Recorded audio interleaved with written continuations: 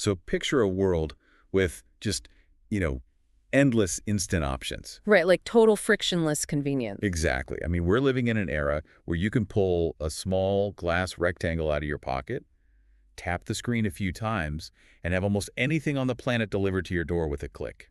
It really is an absolute miracle of infinite supply. It is. Yet in this exact same world, you will willingly stand in the freezing rain for 2 hours just to get into one specific tiny ramen restaurant. Oh, yeah. People do it all the time. Or, you'll eagerly wire tens of thousands of dollars for a car that hasn't even been built yet. Waiting literally years for it to roll off the assembly line. Right. You'll pay a consultant 6 months in advance. Yeah. Or buy wine while the grapes are, literally still hanging on the vine. It creates this really fascinating friction, doesn't it? It totally does. Because the basic logic of convenience that supposedly rules the modern market just completely falls apart when we look at how people actually behave in these specific scenarios. And that tension is exactly what we're dissecting today. I'm really looking forward to this one. Me too. So in this deep dive, whether you're listening on your commute or watching us on YouTube, we are exploring a concept that flips traditional business completely on its head. We're synthesizing the introduction to Daniel Priestley's concept of being oversubscribed. Right. Alongside a few modern case studies on event marketing and the behavioral psychology papers that explain the invisible mechanics of why this actually works. The mission here is pretty simple, really. Yeah, we're looking at how to stop the exhausting, endless chase for clients and instead orchestrate a scenario where the market is actively chasing you. It's a massive shift, going from pushing your value onto an apathetic market to having a market actively pull that value from you. Which is so counterintuitive to what we're all taught. Completely. It requires unlearning basically the default settings most of us were given about how commerce is supposed to function. Okay, let's unpack this. Let's start by defining the boundaries of this phenomenon. Right. What it actually means to be oversubscribed.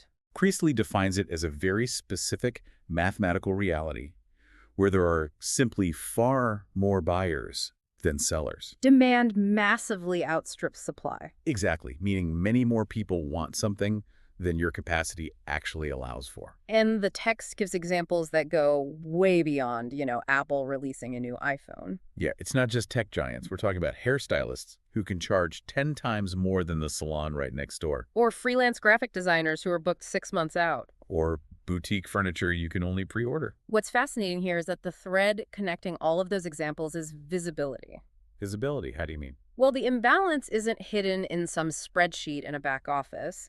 It is palpable to the consumer. Oh, I see. The customer is completely aware that if they don't agree to the terms, whether that means paying a premium price, enduring a long wait, or navigating strict conditions, there is a line of other people right behind them willing to take their place. I do struggle with the authenticity of this, though. Okay, lay it on me. Let's ignore the physical line outside a nightclub for a second, because we all know that's often just manufactured exclusivity. Right, the classic velvet rope trick. Exactly. Let's look at the digital world.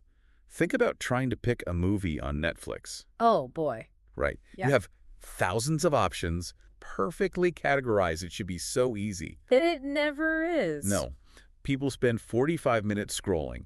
They get completely paralyzed by the sheer volume of choices, and then they just click on whatever happens to be sitting at the #1 spot in the top 10 today row. They use the digital crowd to make the decision for them. Exactly. So my question is this entire oversubscribed concept just a cynical manipulation of that herd mentality? That's a fair question. Like, are we just tricking people into wanting something because other people want it? Well, that framing assumes human beings make purchasing decisions based on rational analysis. Which we don't. Which behavioral economics has thoroughly debunked. Fair enough. In a world of absolute infinite choices, the human brain simply does not have the caloric energy to deeply research every single option. We are paralyzed by choice, like with the streaming algorithm. Exactly. So our brains rely on heuristics. Remind me, a heuristic is... It's just a mental shortcut designed to save cognitive energy. Got it. The brain looks at that crowded ramen shop or that fully booked consultant and says, well, if all these other people are willing to wait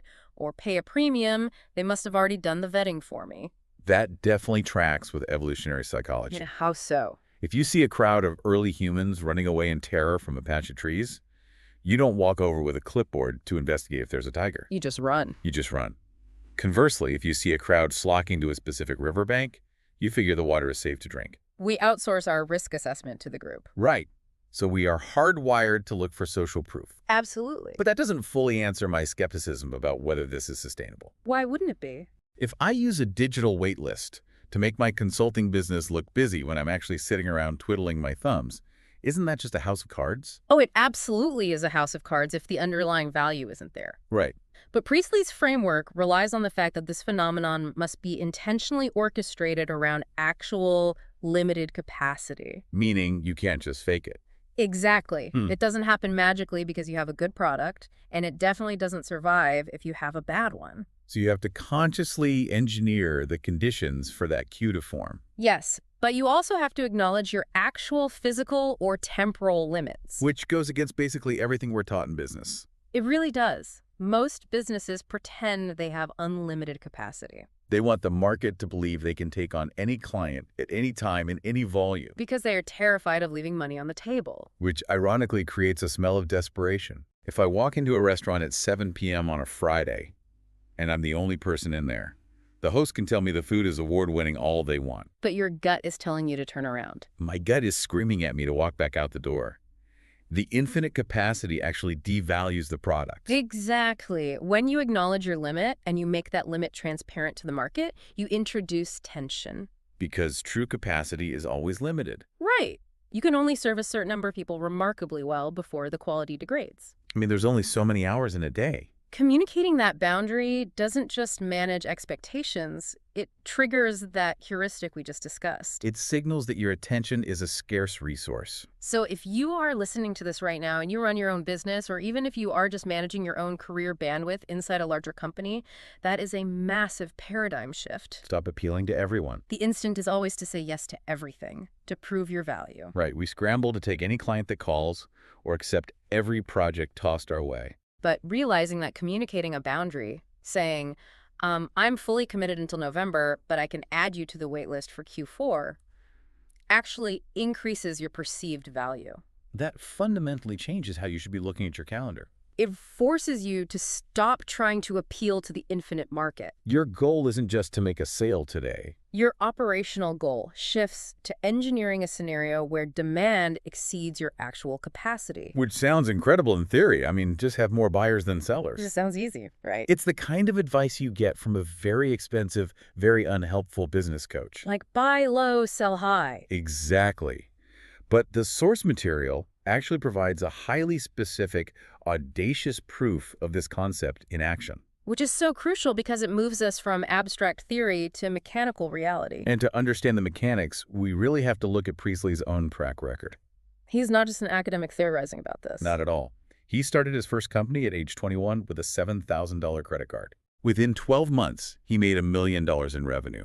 By the time he was 25, he had generated over $10 million in sales. That trajectory is crucial context. Why do you say that? Because it signals that we're dealing with someone who battle-tested these concepts in the trenches of actual commerce. He lived it. Right. He built a boutique marketing company specializing in premium event promotions for the financial services industry, and then he replicated that exact success in completely new markets like London. And the story that really exposes the mechanics of his method is his company's launch in Sydney, Australia.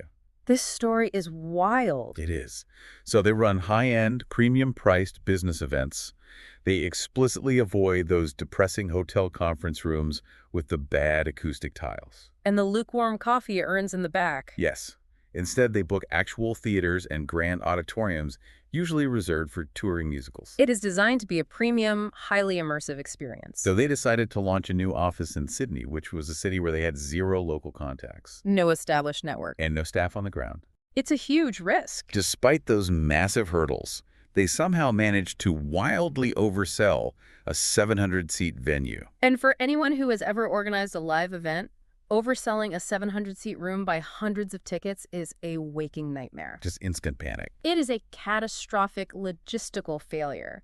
You are facing fire code violations, furious attendees who paid for a premium experience and literally can't get in the door. You're risking brand destruction before you have even officially launched in that city. The standard corporate response to that kind of crisis is to panic. What do they normally do? You try to secretly upgrade the venue, or you try to cram people in the aisles and just pray the fire marshal doesn't show up. Or you just hide and wait for the angry emails and try to issue quiet refunds. Exactly. But Priestley doesn't do any of that. Here's where it gets really interesting. He sends an email to the entire list of ticket holders. And it is a brutally honest email. He states, "We have sold too many tickets to the event that you've booked in for. The venue holds 700 people, and we've now sold more than that and have a waiting list forming." So he owns the mistake immediately. He does. And then he says, "If you'd like to sell your ticket back to us, or for any reason you can no longer attend, please email us, and we will buy back your ticket today for DOBOBLE what you paid." Like double the money. Let me stop you there, because that sounds like a fast track to absolute bankruptcy. It does sound a bit crazy. If I bought a ticket for $500 and the organizer emails me a week before the event saying, "I will give you $1,000 not to come," I am taking the $1,000. Oh, for sure. I'm going out to a phenomenal steak dinner, and I am laughing at the organizer's incompetence. Right. I struggle to see how this isn't just a catastrophic financial unforced error. Was this an actual desperate logistical crisis they were trying to fix, or a brilliantly disguised marketing stunt? Well, to understand why it didn't bankrupt them, we have to look at the behavioral economics of the person opening that email. Yeah. Specifically a concept called the endowment effect, which was pioneered by Daniel Kahneman and Amos Tversky. Walk me through the endowment effect. The endowment effect is a cognitive bias, where human beings assign significantly more value to an object simply because they own it. So just possessing something makes it more valuable to me. Exactly. If I show you a coffee mug and ask what you'd pay for it, you might say $5. Right. But if I give you that exact same mug, let you hold it for 10 minutes, and then ask how much I have to pay you to buy it back from you. I'll probably demand $10 or $15. Because the moment we possess something, losing it feels like a penalty. We are inherently loss-averse. Okay, I see. Now apply that to the event ticket. Before the email arrives, the attendee has a digital ticket sitting in their inbox. They might be excited, or they might be dreading the morning commute to the theater. They might be considering flaking out because their inbox is full at work. The ticket has a fixed static value in their mind. I know that exact feeling. Mm-hmm. The morning of a conference, it's raining, your bed is warm, and you seriously debate whether listening to a panel on market trends is worth putting on hard pants. We've all been there. But then this email arrives. The organizer is not just asking for a refund. No, the organizer is effectively shouting, "This item you possess is so incredibly scarce, so intensely desired by others, that I am willing to take a massive financial penalty just to extract it from your hands." Wow. This taps into what René Girard calls mimetic desire, right? Oh, absolutely. The idea that we don't actually know what we want independently, we just imitate the desires of the people around us. Yes, mimetic theory explains this perfectly. If someone else is willing to pay double for the thing I have, suddenly the thing I have is the most important thing in the world to me. That is the exact mechanism at play here. The email operated as a massive mimetic signaling device. By being radically transparent about the severe lack of capacity. He inverted the power dynamic. Yeah. The organizer went from being the host, just hoping people show up, to the gatekeeper of a highly contested resource. But wait, did anyone actually take the money? Some people did, yeah. Really? And that was the functional utility of the email. It solved the immediate capacity issue. Oh, right. So they successfully pruned the guest list down to the legal limit of the 700-seat venue. Exactly. But if we connect this to the bigger picture, the true economic masterstroke isn't about the people who took the money. It's about the people who didn't. It's about the psychological state of the 700 people who refused the money. Think about the mental state of those 700 attendees when they walk through the doors of that theater. They had actively chosen to forego a significant financial payout just to be in that room. They had reaffirmed the value of the event to themselves. They arrived highly engaged, fully present, and buzzing with the confirmation that they were holding a golden ticket. That changes the entire atmosphere of the room. Completely. I've been to events where half the audience was given free corporate passes.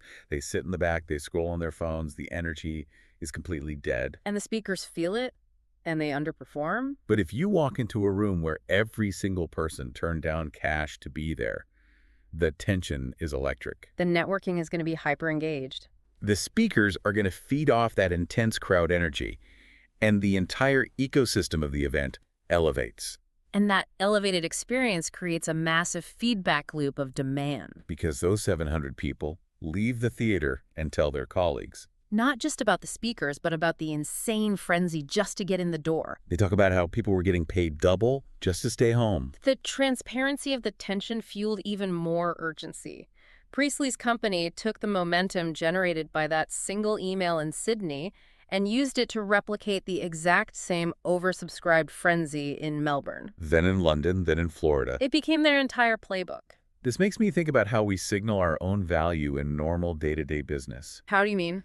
When I look at freelancers or independent consultants pitching for work, the default posture is usually a subtle form of begging, It's a lot of, I have immediate availability, I can start tomorrow, whatever you need. which is the exact opposite of the double money back email. It signals infinite supply and zero external demand. It signals a void of mimetic desire. Because if no one else is competing for your time, the prospective client subconsciously assumes your time isn't worth competing for. So for you listening, the mechanics of applying this aren't about faking a wait list. It's about extreme transparency regarding your actual limits. If a graphic designer has bandwidth for exactly 3 major projects this quarter, and they have 2 booked, the conversation with the third prospect shouldn't be, please hire me, I need to fill my roster. It should be, I am currently at 66% capacity for the quarter. I only have the bandwidth to take on 1 more client, and I'm currently speaking with 3 companies to see who is the best fit. One approach smells of financial desperation, which drives your price down. And the other approach radiates quiet confidence and structural scarcity, which commands a premium. The market always pays a premium for quiet confidence backed by verifiable scarcity. But that raises a massive logistical question for me. What's that? To get to the point where you can send an insane email offering double money back, or to confidently tell a client you are nearly booked out, you have to build that massive desire in the first place. You have to have a list to email. Right. You can't just send that email to an empty database. How did Priestley build that kind of overwhelming demand in Sydney, a city where he had no local team, no brand recognition, and no established network? Well, the source material points to a strategy that completely flips the traditional rules of business secrecy upside down. It requires diving into what Priestley calls the abundance paradox. Which is fundamentally a philosophy about how information is shared in the modern economy. Priestley explicitly states in the text, there's no scarcity in the world for people who share abundantly. He claims that he actively maintains his oversubscribed status by the very process of giving away his biggest ideas for free. He notes that the more freely he shares his expertise, the more people aggressively demand his services. I know you have some thoughts on this. I do. I have to push back hard on this. This sounds like utopian corporate marketing speak. A little too good to be true. Yeah. If you are a high-level consultant, your entire value proposition is your proprietary methodology. Right.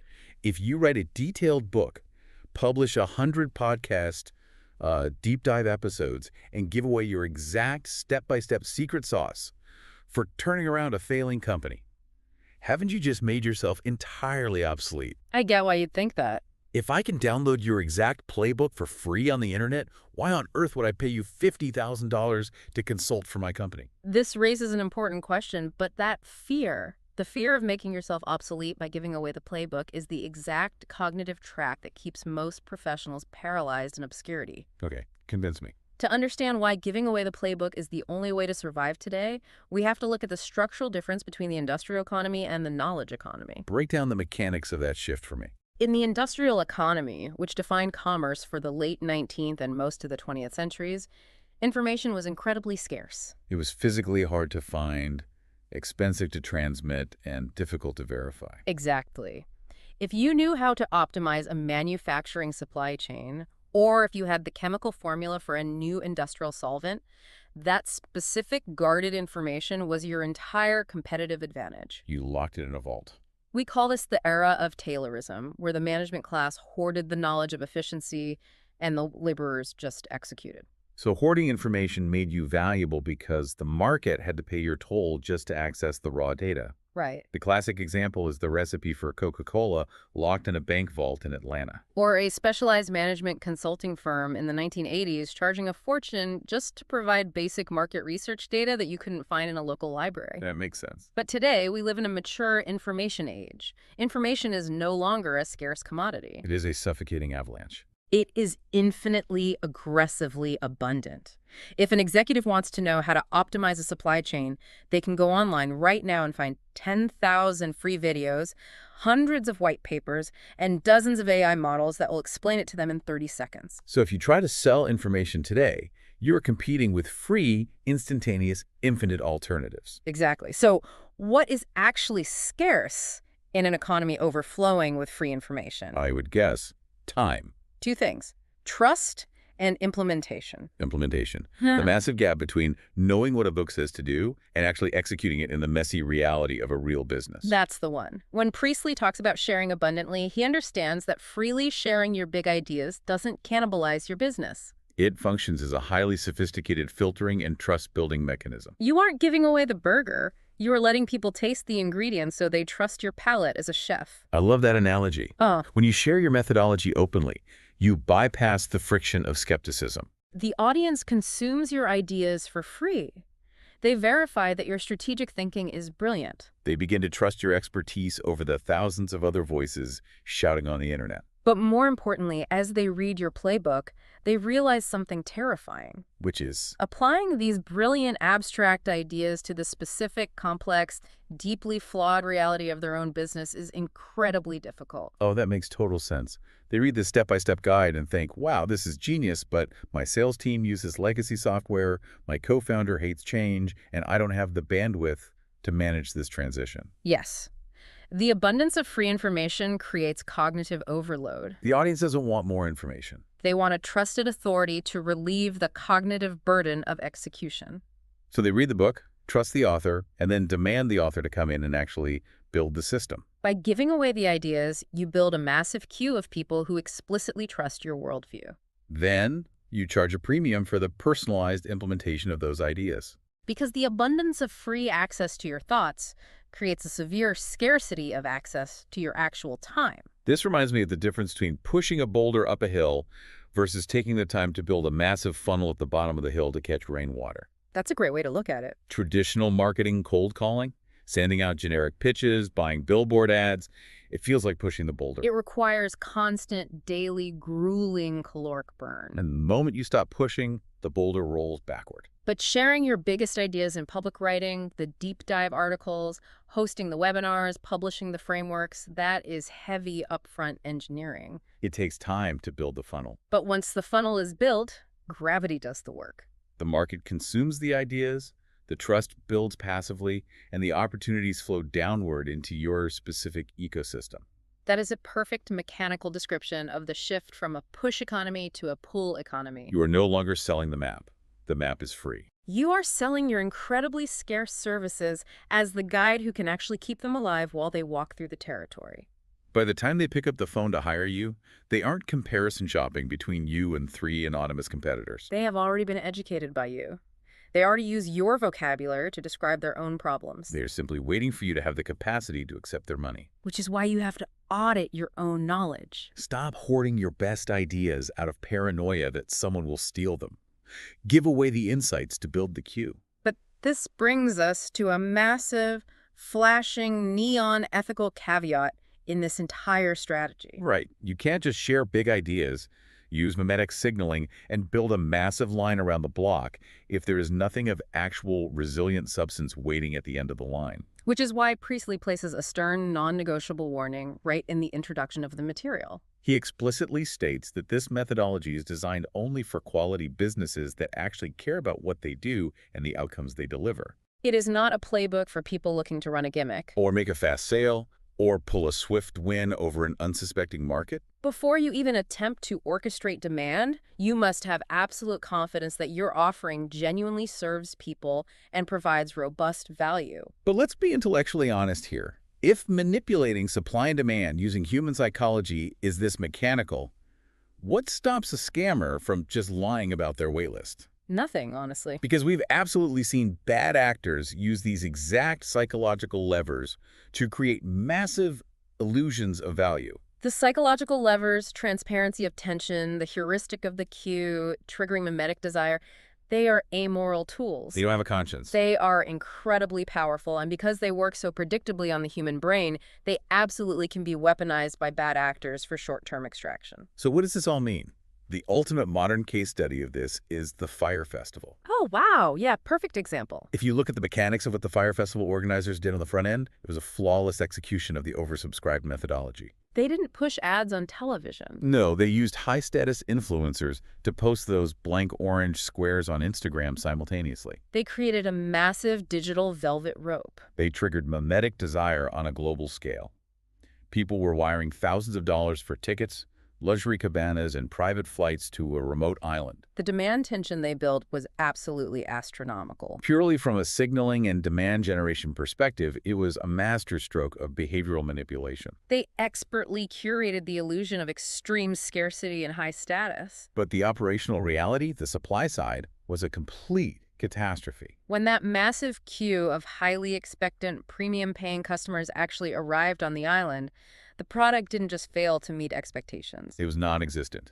Instead of luxury eco-villas, they were directed to damp FEMA disaster relief tents. Instead of gourmet culinary experiences, they were handed a sad slice of processed cheese on wheat bread in a styrofoam container. The business didn't just fail, it detonated instantly. The organizers faced federal wire fraud charges and went to prison. So can a bad actor use these tactics to get oversubscribed? Yes, absolutely. You can lie your way into a queue. But you can only do it exactly one time. That is the defining structural difference between a marketing scam and what Priestley is advocating for. True oversubscription is an ecosystem, not a singular extractive transaction. The entire strategy relies on what economists call lifetime value, or LTV, and negative churn. If your product is hollow, the queue outside your door very quickly turns into an angry mob holding pitchforks. And in digital age, information asymmetry has completely collapsed. In the 1970s, a scammer could burn a town, pack up their wagon, and run the same scam in the next state because the towns couldn't communicate. Today, a customer standing in a wet tent in the Bahamas can tweet a picture of a cheese sandwich, and within 4 hours, the entire global market knows your product is a fraud. Reputation destruction is instantaneous. So the prerequisite isn't just having a good product. The product has to possess enough structural integrity to survive the massive weight of the expectations you just built. If you hype a restaurant so much that people wait 2 hours in the rain, that bowl of ramen better be a religious experience. Because if it's just average, the customer isn't just disappointed, they are actively enraged because they feel their time and social status were stolen from them. Applying oversubscribed marketing tactics to a mediocre product is like pouring aviation fuel on a fire. If the fire is safely contained within a well-built brick fireplace, it rapidly warms the entire house. But if the fire is sitting in the middle of your living room rug, pouring that fuel will just burn your entire house to the ground infinitely faster. You must have the operational containment of a remarkable product before you introduce the explosive fuel of manufactured demand. But when you do have that genuine, remarkable product, and you successfully pair it with this oversubscribed method, it doesn't just increase your profit margins. According to the text, it fundamentally changes your day-to-day psychological reality as a professional. This takes us to the macro view of Priestley's argument. The difference between surviving in the endless chase versus thriving in an ecosystem of success. This is where the real payoff of the methodology reveals itself. It's not simply a tactical framework for better quarterly earnings. No, it is a structural redesign of how you exist within your professional life. Priestley frames this entire discussion within a very urgent macro context. He argues that we are living in a period of remarkable, rapidly accelerating change. Business models, marketing channels, and client acquisition strategies that worked flawlessly just 5 years ago are completely dead today. He describes this accelerating pace as a great wave of change. You can either be swept out to sea and drown in the turbulence, or you can learn to surf it. And surfing that wave requires something most professionals severely lack. Cognitive bandwidth. Exactly. If you are constantly drowning in the day-to-day panic of finding your next client to make payroll, or frantically sending cold emails just to hit a monthly quota, you physically and mentally cannot look up to see the wave coming. Your executive function is completely hijacked by short-term survival stress. I know you wanted to dive into the psychological toll of this. I really do. Let's look at the psychological toll of the push economy. Traditional business forces you into a state of chronic stress. You wake up every single day at zero. You have to hunt for a lead, Pitch a hostile prospect, negotiate against a procurement department that views you as a commodity. You face inevitable rejection. And if you are lucky enough to close a deal, you have to immediately start over the next morning because your pipeline is empty again. It is linear, grueling, and completely reliant on your daily expenditure of raw energy. Biologically, operating in that state keeps your nervous system flooded with cortisol. It is a guaranteed recipe for severe burnout. It is exactly why so many highly talented freelancers, agency owners, and entrepreneurs hit a wall after 3 or 4 years. They aren't failing because their skills degraded. They are failing because they are physically and emotionally exhausted from the endless hunt. And more importantly, when you are exhausted and operating from a place of scarcity, your decision-making becomes catastrophically bad. Oh, absolutely. When the pipeline is dry and the mortgage is due, you suddenly start rationalizing terrible decisions. You take on nightmare clients that you know will abuse your staff just to get the revenue. You slash your prices to win a race to the bottom, which destroys your margins and your market positioning. You compromise your boundaries. Desperation fundamentally degrades the quality of your business. The ultimate promise of the oversubscribed ecosystem is that it acts as a shield against that desperation. When you transition to a pull economy, when the market is coming to you because you built the funnel of shared ideas and orchestrated transparent tension, you free up the mental bandwidth required to actually be a strategic leader. You aren't reacting to the daily panic. You are orchestrating from a position of secure abundance. You have the actual time and energy to study emerging technologies, to look at macro demographic shifts, to iterate and improve your core product. You stop reacting to the market's demands and start dictating your place within the market. Priestley uses a great phrase in the text for this. What's that? He says this method transforms your inbox from an endless stream of tasks to follow up on into a garden of prospects. The garden of prospects. I love that. The hunter versus the gardener. It creates a protective ecosystem for everyone involved. It isn't just a selfish luxury for the business owner. When a business is oversubscribed, the customers actually receive a significantly higher level of service. Because the business isn't cutting corners on materials or rushing delivery times out of severe financial desperation. And the employees love working for an in-demand company because it provides job stability and a sense of prestige. It replaces the frantic, toxic culture of a desperate sales floor with the calm, methodical execution of a highly sought-after firm. So if we synthesize everything Priestley is laying out in this introduction, we arrive at a very clear, defining insight about modern commerce. Being oversubscribed is not a lucky accident. It is not the random byproduct of going viral on a social media platform. And it is not catching lightning in a bottle. It is a meticulously orchestrated structural choice. It represents a complete inversion of the traditional industrial business playbook. For the last 100 years, the default strategy was build a product in absolute secrecy. Push it out onto an endless, largely apathetic market. And shout as loudly as your advertising budget allows to convince people to buy it. Priestley is declaring that playbook officially dead. Instead, the modern framework requires you to start by sharing your most valuable ideas openly and abundantly. You use that shared value to curate a highly specific, narrow audience who implicitly trusts your authority. You define your physical and temporal capacity with extreme transparency. And then you step back and allow the resulting mimetic demand to completely overwhelm your limited supply. That tension, the tension of the sold-out theater, the tension of the fully booked calendar, is the engine that powers a modern, resilient business. It is about engineering an environment where the client feels genuinely lucky to have secured your time, rather than you feeling desperate to have secured their money.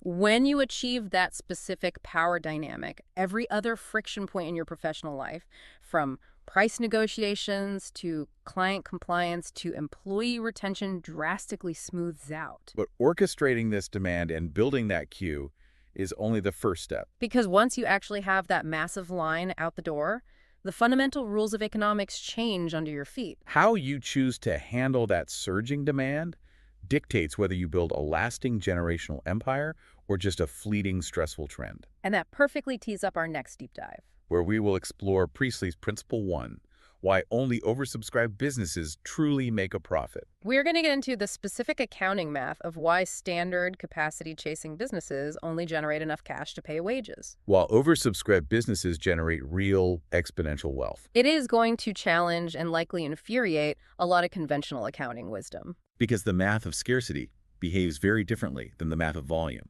I can't wait to tear into that. Same here.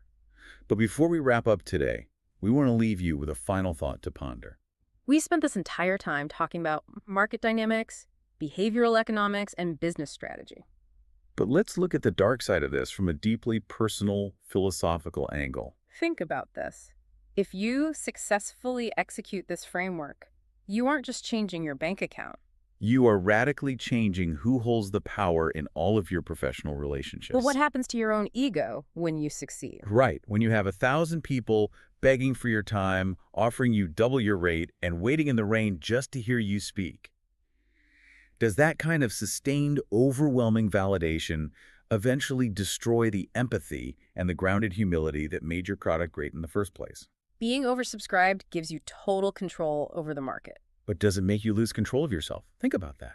So picture this. You've got 400 people sitting in a room at a charity auction. Okay, pretty standard setup. Right. And up on stage is Gary Vaynerchuk. And he's offering just one single item to this entire room. Let me guess, it's not a physical product. No, not at all. It's just 1 hour of his time for consulting.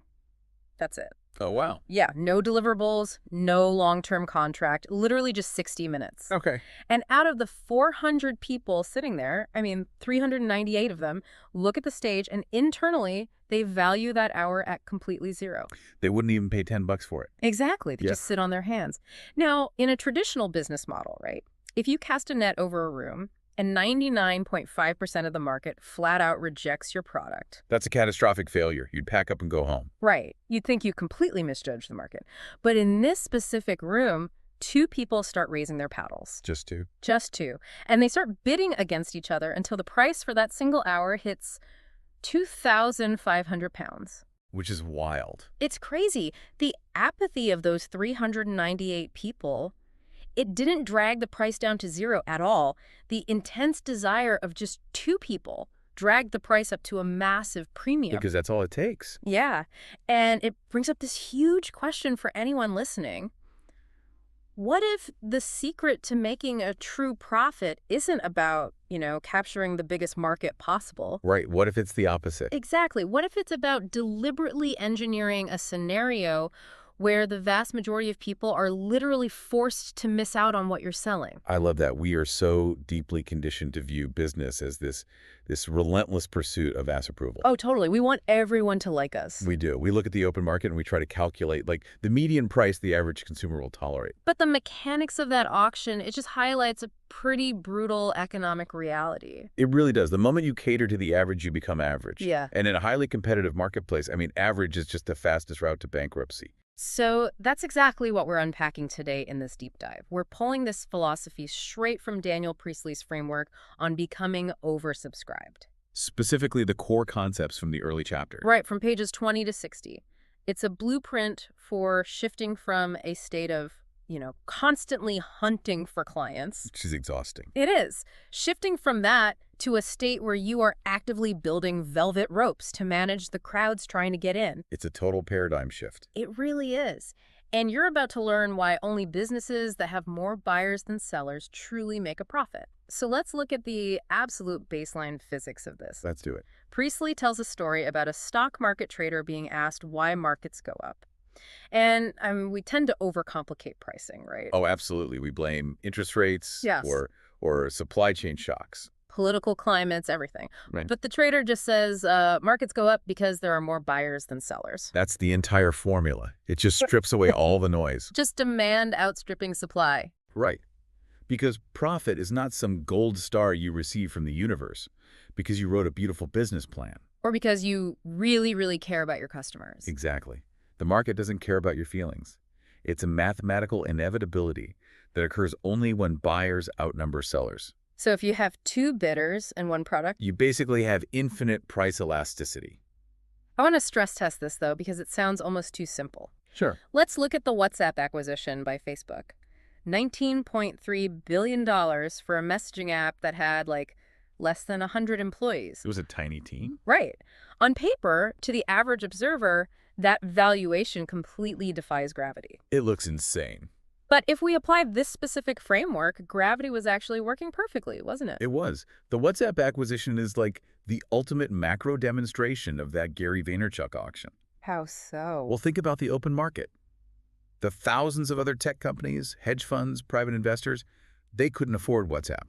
Right, and they fundamentally didn't understand the valuation anyway. Exactly. So their Yeah. opinion was irrelevant. There was a supply of exactly one WhatsApp, Just one. and there were two heavily motivated buyers, Yeah. Facebook and Google. Ah, the two bidders in the room. Google wanted it to dominate mobile communication. Hmm. And Mark Zuckerberg knew that if Google acquired it, Then Facebook's mobile strategy is basically facing an existential threat. exactly. So the tension between those two bidders, the fear of loss, the strategic necessity, it pushed the price into the stratosphere. I'm thinking about the fragility of this model, though. Okay, what do you mean? Like, if you intentionally ignore the 398 people in the room, or if you rely on just Facebook and Google to bid up your startup, Right. aren't you building a house of cards? Like, if one of those two bidders gets distracted, drops out, goes bankrupt, your demand just evaporates. That's a common fear. Doesn't an oversubscribed model inherently carry, like, massive catastrophic risk compared to having a million casual buyers? That's actually a really great question. But it assumes the demand from the few is as superficial as the demand from the masses. And it's not. It's the total reverse. A Yeah. business serving a million casual buyers is incredibly fragile Really? Why? because those buyers have zero loyalty. I mean, they will abandon you the exact moment a competitor offers a product for 10 cents cheaper. Oh, that's true. They view you as just a commodity. Exactly. But when you engineer an oversubscribed model, the few buyers you target are deeply embedded. Their demand is inelastic. So in the WhatsApp scenario, Google and Facebook weren't casually browsing. They were engaged in a literal corporate arms race. okay, but what if I'm a smaller business, say a boutique consulting firm? Even then, relying on 50 fiercely loyal clients who view you as indispensable, that is mathematically far more secure than relying on 5,000 transient customers who just see you as an interchangeable vendor. Okay, that makes sense. It's almost the difference between relying on the weather and building a greenhouse. I love that analogy. Yeah, in the open market, you're at the mercy of the elements. But in your own micro market, you literally control the climate. You set the rules. And you see this climate control perfectly in algorithms like Uber's dynamic surge pricing. People hate surge pricing. They violently hate it. But Uber doesn't guess what the market will bear. The algorithm floats the price based strictly on real-time data. Right, it's just pure math. You walk out of a stadium with 10,000 other people, you all open the app, and the algorithm registers this massive spike in buyers versus a static number of sellers. The drivers. Yeah, and the price triples instantly. From a purely mechanical standpoint, it is a flawless reflection of value. But the frustration consumers feel during a surge, that's actually a profound psychological indicator. What does it indicate? It reveals that the market, as a collective entity, absolutely abhors a profit. Wait, really? Think about it. Consumers do not care about a company's profit margins. They don't care about the cost of employee health care or the founder's vision. They just care about their wallet. Right. A consumer is fundamentally self-interested. They want maximum value for minimum expenditure. Which is fair. I mean, we all do that. Of course. But if they can strip away your entire profit margin and force you to operate at cost, they will do it without a second of hesitation. Wow. Which means participating in an open, competitive market is essentially volunteering for margin compression. You're volunteering to be squeezed. If the consumer's default state is to grind your price down to the absolute floor, you have to structurally prevent them from doing so. So how do we categorize this? Priestley says we can categorize every business on Earth into one of three distinct states of existence based on this exact pressure. Okay, what's the first state? The first state is undersubscribed. This is where supply vastly outstrips demand. So like warehouses full of inventory, idle staff, an empty calendar. Exactly. And this state equals financial losses. The open market forces you to slash prices just to generate cash flow. Which just accelerates the bleeding. Precisely. Now, the second state is balanced. Supply perfectly meets demand. Okay, that sounds good though. That's where most businesses live, right? It is where most live, and frankly, it's where most business owners get trapped thinking they're actually succeeding. Wait, trapped? Why is balance a trap? Because when supply equals demand, you are not making a true profit. You are just making wages. Ah, you're just paying the bills. Right. You're covering overhead, paying suppliers, and taking home a standard industry salary. There is no wealth creation, no excess capital for innovation. No buffer against macroeconomic shocks either. None. You're running on a treadmill. The moment a competitor opens up across the street and increases the overall supply in your area. You instantly slide back into the undersubscribed state. You start losing money. Exactly. So the only state where true wealth creation occurs, the only state where the market actually tolerates a premium, is the third state. The oversubscribed state. Yes. Demand structurally exceeds supply. And to achieve this, you must introduce a concept that honestly paralyzes most entrepreneurs. What's that? You have to look willing buyers in the eye and let them miss out. Oof. That hurts to even think about. It requires a fundamental rewiring of the entrepreneurial brain. I mean, we have this deep-seated biological and social drive to accommodate. Right. If someone holds out a credit card, our instinct is to run the transaction. Exactly. But accommodating every buyer destroys the very tension that generates profit. Ferrari understands this better than almost anyone, don't they? They are the masters of it. Yeah. There are thousands of multimillionaires eager to buy limited edition Ferraris today who are just flatly denied. Ferrari literally limits the supply to artificially fall short of the known demand. Yes, but think about the psychological fallout of that denial for a second. Yeah, that's what I wanted to ask. If I go to buy a car and the dealer says, no, you don't qualify, you're not on the list, my immediate reaction is going to be resentment. It's natural to feel that way. Right. I'm going to take my money to Porsche or a Lamborghini. So how does Ferrari or any oversubscribed business deny a customer without permanently alienating them? It comes down to the architecture of the velvet rope. The velvet rope. Okay, break that down. Imagine a bouncer at a club. If he arbitrarily pushes you away and insults you, you resent the club. You're never going back. Yeah, obviously. But if the bouncer points to a capacity sign and says, look, we're legally at our limit. I physically cannot let another person in tonight. But I can put you on the VIP list for next Friday. Oh, the psychology completely inverts. Exactly. The denial is no longer a personal insult. It is a validation of the venue's extreme desirability. You don't resent the club, you resent the fact that you weren't early enough. Right. You resolve to be first in line next week. Ferrari doesn't tell buyers they are worthless. They tell buyers the allocation is exhausted because the vehicle is a masterpiece. And the friction actually elevates the status of the product in the buyer's mind. Precisely. The limitation proves the value. That makes perfect sense. I'm thinking about the California plastic surgery boom in the 1980s. Oh, that's a classic example. Yeah. When those procedures first hit the mainstream, the surgeons performing them became incredibly wealthy. They were buying yachts, living like rock stars. But the physical act of a rhinoplasty hasn't fundamentally changed since then. The compensation certainly has, though. Because those 1980 surgeons were operating in a fiercely oversubscribed market. The cultural demand for cosmetic enhancement just exploded overnight. But the supply of board-certified plastic surgeons was fixed. It was a slow-moving variable. Right, it takes a decade to train a surgeon. Hmm. You can't just spin up 1,000 new surgeons in a month. So that massive imbalance allowed them to dictate any price they wanted. Exactly. But markets are dynamic. The outsized profits signaled an opportunity. Medical students flooded into plastic surgery. And fast forward a few decades. The supply has entirely caught up with, and in some zip codes, totally surpassed the demand. And the moment the market reached that balanced state, the yachts disappeared. Poof. Gone. Now you drive down Wilshire Boulevard and see billboards offering, like, 2-for-1 Botox specials. They've been forced to compete on price because the tension evaporated. The commodity isn't the procedure itself. The commodity is the availability. Exactly. The moment you are easily available, you are a commodity. You have to build walls around your business to restrict that availability. So how do you actually do that practically? You calculate the absolute maximum number of clients you can handle without your quality degrading by a single %. Okay. So if you're a consultant, maybe that number is 4 active clients a month. Right. And once you secure those 4, you publicly announce that you are at capacity. But what about the 5th prospect who calls? They aren't turned away with malice.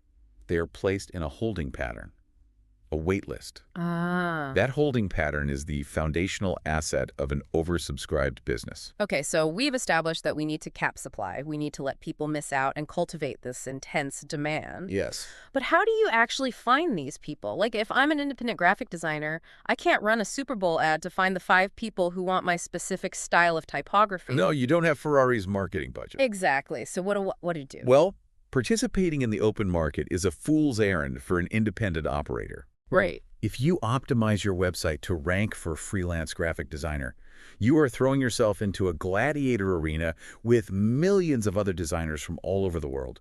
Many of whom live in economies where they can charge a tenth of your rate. Exactly. You cannot win that game. You must completely abandon the concept of the open market and construct your own microeconomy. Creating your own gravity, essentially. Yes, and the reassuring math behind this is how few people you actually need. We are so conditioned to think we need millions of followers to be successful. But you don't. A highly lucrative lifestyle business like a solo operator making a great living, taking weekends off, they might only need a lifetime roster of 1,000 dedicated clients. Even a mid-sized enterprise generating $50 or $100 million in revenue might only need 25,000 loyal customers globally. Right. In a world of 8 billion people, finding 25,000 is a highly targeted surgical strike. It's not a carpet bombing campaign. So what's the strategy for executing that surgical strike? It's a concept Priestley calls becoming famous for a few. Famous for a few. I like that. The traditional definition of fame was monopolized by gatekeepers. Yeah. You needed a major studio to put you in a blockbuster or a record label to distribute your album. Right, to achieve any sort of cultural relevance. But today, the infrastructure of media has been entirely democratized. You can launch a podcast, write a newsletter, produce video essays. About incredibly niche, esoteric topics. Like, I don't know, the restoration of 19th century mechanical watches. Perfect example. To the general public, you are entirely invisible. Nobody knows who you are. But to a global community of 5,000 horology enthusiasts, you are an absolute icon. You are their trusted authority. I look at the Screen Actors Guild in the United States as the ultimate cautionary tale of the open market trap here. Oh, absolutely. There are roughly 160,000 members in SAG. They all have the exact same basic credential, yet a tiny fraction, maybe 2 or 3%, actually make a sustainable living wage strictly from acting. Because the vast majority of those actors are just waiting to be selected. Right. They show up to open casting calls, standing in a line of 500 people who look somewhat like them, just begging a casting director to pick them. They are operating in a state of terminal undersubscription. Yes. Terminal. The actors who break out of that cycle invariably do so by generating their own micro-markets. They write their own scripts, they build a dedicated following on social media. Or they cultivate a highly specific, idiosyncratic acting style that directors actually actively seek out. They stop waiting to be chosen and start generating their own demand. So how do we actually build that parasocial bond? How do I get someone from, I've never heard of this person, to I trust them implicitly with my money? That is the big question. I want to introduce a framework here that I think of as the compound interest of trust. Google's research calls it the zero moment of truth. But practically, it's governed by the 7-11-4 rule. The 7-11-4 rule. Let's dig into this because it's so important. It's essentially the neurological blueprint for relationship building. The human brain does not grant trust instantaneously. Right. It requires a specific volume and variety of exposure to override its natural skepticism. Exactly. The rule suggests a prospect needs 7 hours of interaction across 11 separate touch points in 4 different locations or platforms before they cross the threshold of genuine trust. Okay, let's break down the mechanics of why that specific formula works. 7 hours of interaction. Why time? Well, think about it. Like, I can watch a 30-second TikTok and think someone is funny, but I won't hand them $5,000 to consult on my business. Exactly. The sheer volume of time. 7 hours of reading their essays, listening to their voice in your headphones while you commute, watching long-form lectures.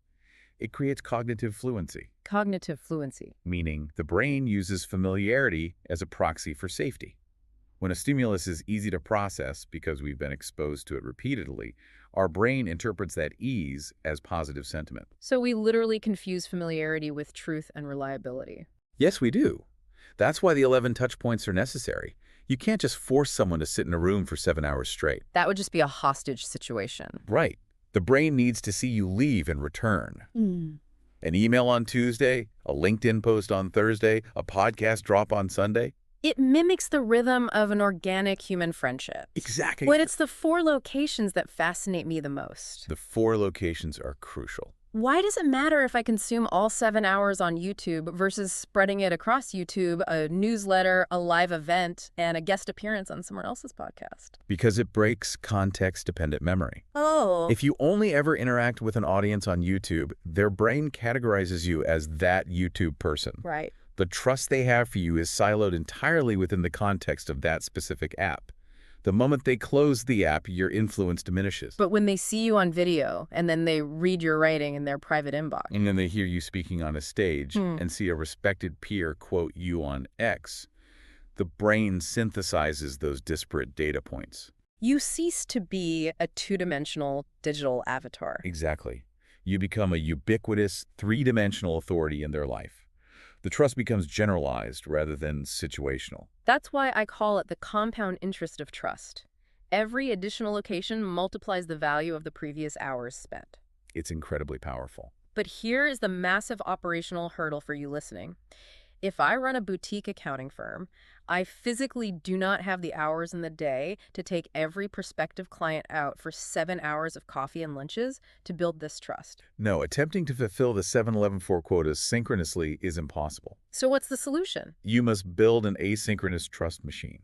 You have to become, as Priestley puts it, content binge ready. Content binge ready. You construct digital assets, white papers, diagnostic tools, video series, comprehensive guides, and these assets operate autonomously. So when a prospect discovers you at 2:00 a.m. on a Sunday, They should be able to fall down a meticulously designed rabbit hole. Yeah. By the time they actually schedule a consultation with your accounting firm on Wednesday, they have already consumed 4 hours of your philosophy on tax mitigation. they are basically walking into the room pre-sold. Exactly. So, assuming I've done the work, I've capped my supply, I've built a micro market, I have a library of bingeable content, and I have thousands of people who have clocked their 7 hours with me. You built the foundation. The instinct right now, the burning desire for any business owner is to immediately drop a payment link and monetize them. Which is the single fastest way to annihilate the tension you just spent months carefully cultivating. Wow, really? Yes, moving directly from audience building to a hard sales pitch violates the entire architecture of an oversubscribed launch. Why? You never take a product to the general market, and you don't even take it directly to your warmed-up audience without an intermediate step. And that step is You must ask for a signal. signaling. Okay. First make your market, then make your sales. What is the psychological difference between asking for a sale and asking for a signal? It's all about risk. A sale requires the prospect to assume risk. They have to part with their capital. Right. A signal is a micro-commitment that requires zero financial risk, Yeah. but it demands behavioral intent. Like what? It's a low-friction action. Joining a wait list, replying to an email with a specific word, filling out a survey, or attending a preview webinar. So during the courtship phase, while you're educating and entertaining your audience, you just begin to drop whispers about a future project. Exactly. You hint at a solution you are developing, Yeah. and then you just watch the data. You're essentially de-risking the entire product launch. Totally. Like if I spend 6 months secretly building a massive online course and then I finally launch it to my list, I'm operating entirely on hope. Which is a terrible business strategy. Right. I have no idea if the demand matches my effort. But if I mention in an email, hey, I'm thinking about distilling my entire consulting framework into a self-paced curriculum, hit reply if you'd want beta access. You get instant, undeniable data. Yeah. And if the response is tepid, like, if only a handful of people signal their interest, Yeah. you possess incredibly valuable intelligence. You know not to waste capital building the final product. Exactly. You stay in the education phase, you find the premise, you ask your audience directly why the concept didn't resonate. And you only advance to the production and launch phase when the volume of signals aggressively outpaces your intended supply. That's the secret. The tech industry is an absolute graveyard of companies that ignored signaling. Oh, man. I think about the early days of the smartwatch wars. Perfect example. Before Apple even officially confirmed the Apple Watch existed, the rumor mill was just going crazy. Everyone was talking about it. And Samsung saw those rumors. They panicked about losing the first mover advantage, and they rushed the Samsung gear to market. They skipped the signaling phase entirely. Completely. They just dumped inventory onto Best Buy shelves and said, here, buy this. They attempted to artificially force a market into existence through sheer supply. And it was a disaster. The consumer had not been primed. Hmm. There was no internal desire generated. Apple, conversely, are the grandmasters of signaling. They are brilliant at it. They allowed the rumors to percolate for months. They leaked schematics. They invited fashion journalists to highly restricted preview events. Right, completely bypassing traditional tech media. Mm. Why? To signal that this was a luxury accessory, not a gadget. So by the time Tim Cook actually revealed the product and announced the pre-order date, the psychological tension in the market was explosive. The demand had been compressed into a pressure cooker for over a year. We can scale this down to something much more practical for you listening right now. Let's look at the mechanics of selling out a small business conference. Okay. The amateur approach is to book a hotel ballroom, design a glossy PDF, and just blast your entire email database with a message saying, tickets are $500, click here to buy now. And that approach reeks of availability. Reeks of it. When you blast a buy now link, you are implicitly communicating that there are plenty of tickets left. The prospect feels zero urgency. They think, hey, I'll see what my schedule looks like next month. And they forget. And when sales inevitably stagnate, the organizer panics. They start sending follow-up emails offering 20% discounts. Now they have introduced desperation into the equation. And desperation is a repellent. It actively destroys perceived value. So how does the oversubscribed organizer handle the exact same conference? They engineer a sequence of micro-commitments. Walk us through it. Email 1 isn't about the conference at all. It's a deeply insightful essay about a massive problem in the industry. Okay. But at the very end, there's a postscript. I'm thinking of hosting an intimate, off-the-record briefing on this exact issue.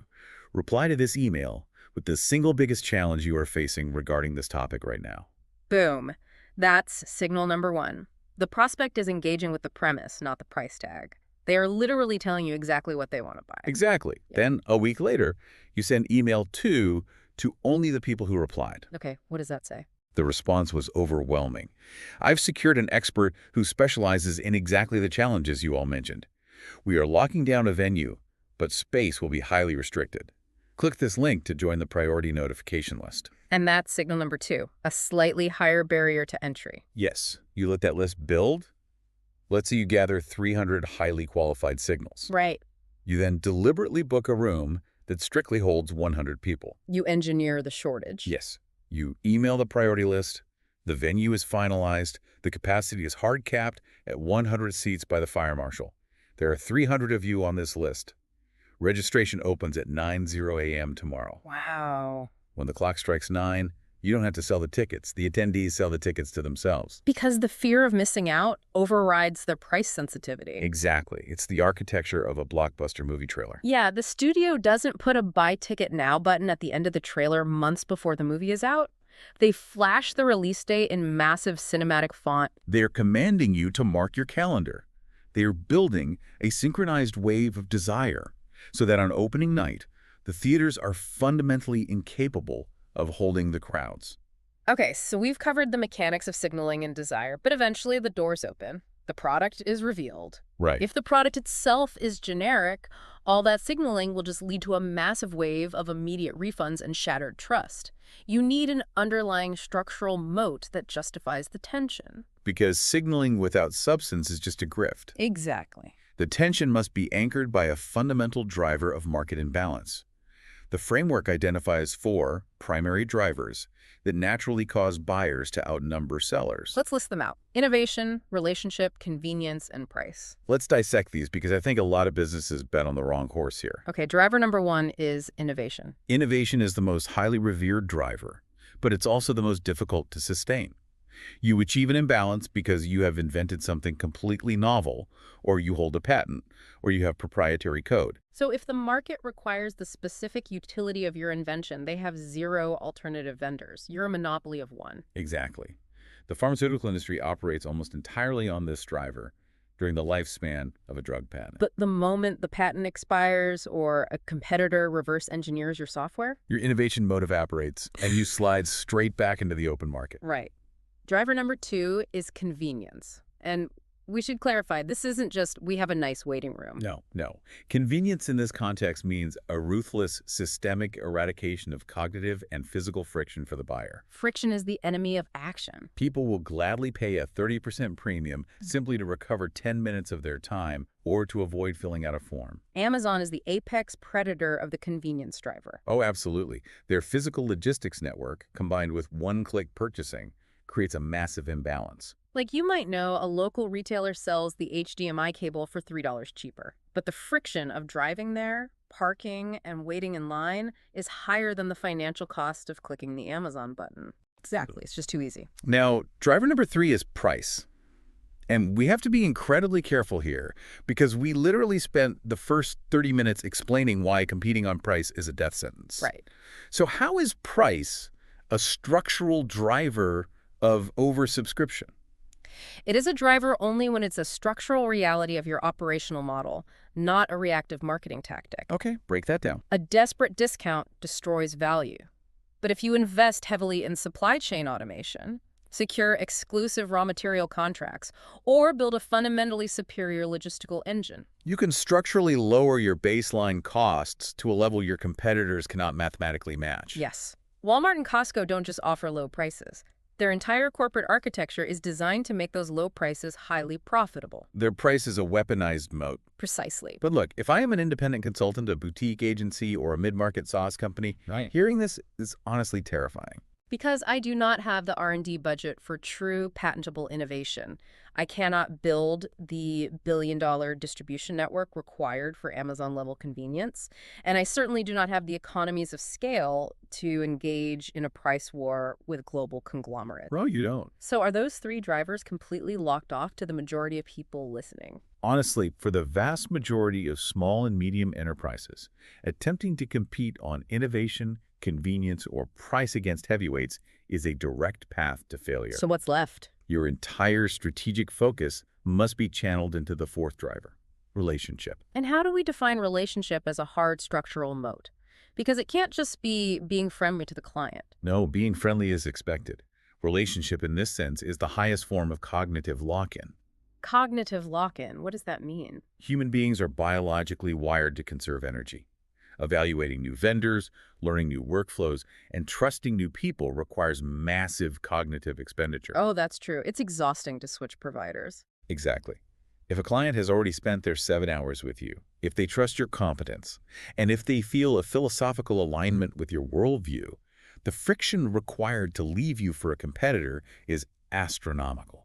Even if a competitor offers a slightly cheaper rate or a faster turnaround, The client will remain with you because the relationship provides a deep sense of psychological safety. you become irreplaceable. Not because your service is inherently unique, but because the trust you've established cannot be easily replicated. Yes, it's the Roger Federer phenomenon. Oh, explain that. Think about amateur tennis players. Why do they insist on buying the specific Wilson racket that Roger Federer uses? Are they capable of extracting the millimeter-level performance differences of that carbon fiber frame? Of course not. They're playing on weekends at the local park. Exactly.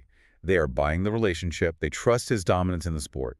They are outsourcing their decision-making to an authority they revere. So if you can become the trusted authority for your micro market, you cease to be a vendor. You become an advisor.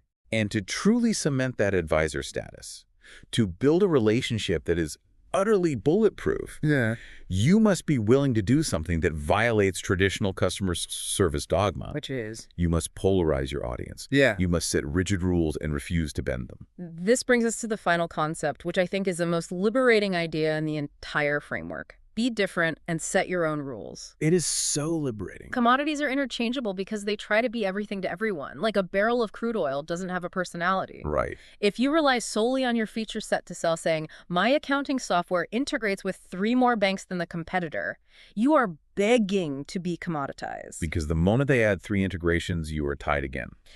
Exactly. So how do you break that? Features are easily duplicated. Philosophy is impossible to steal. I love that. When you articulate a deeply held, uncompromising philosophy about how your industry should operate, you instantly elevate yourself from a service provider to the leader of a movement. You aren't just selling a product. You are selling a worldview. Think about someone like Pete Evans in the culinary space. Okay. He was a successful chef, But he built an absolute empire by taking a hard, controversial stance on paleonutrition and the toxicity of processed foods. He went to war with mainstream dietary guidelines. Did he alienate half the population? Yes. He faced brutal criticism. But the people who agreed with his philosophy didn't just like him.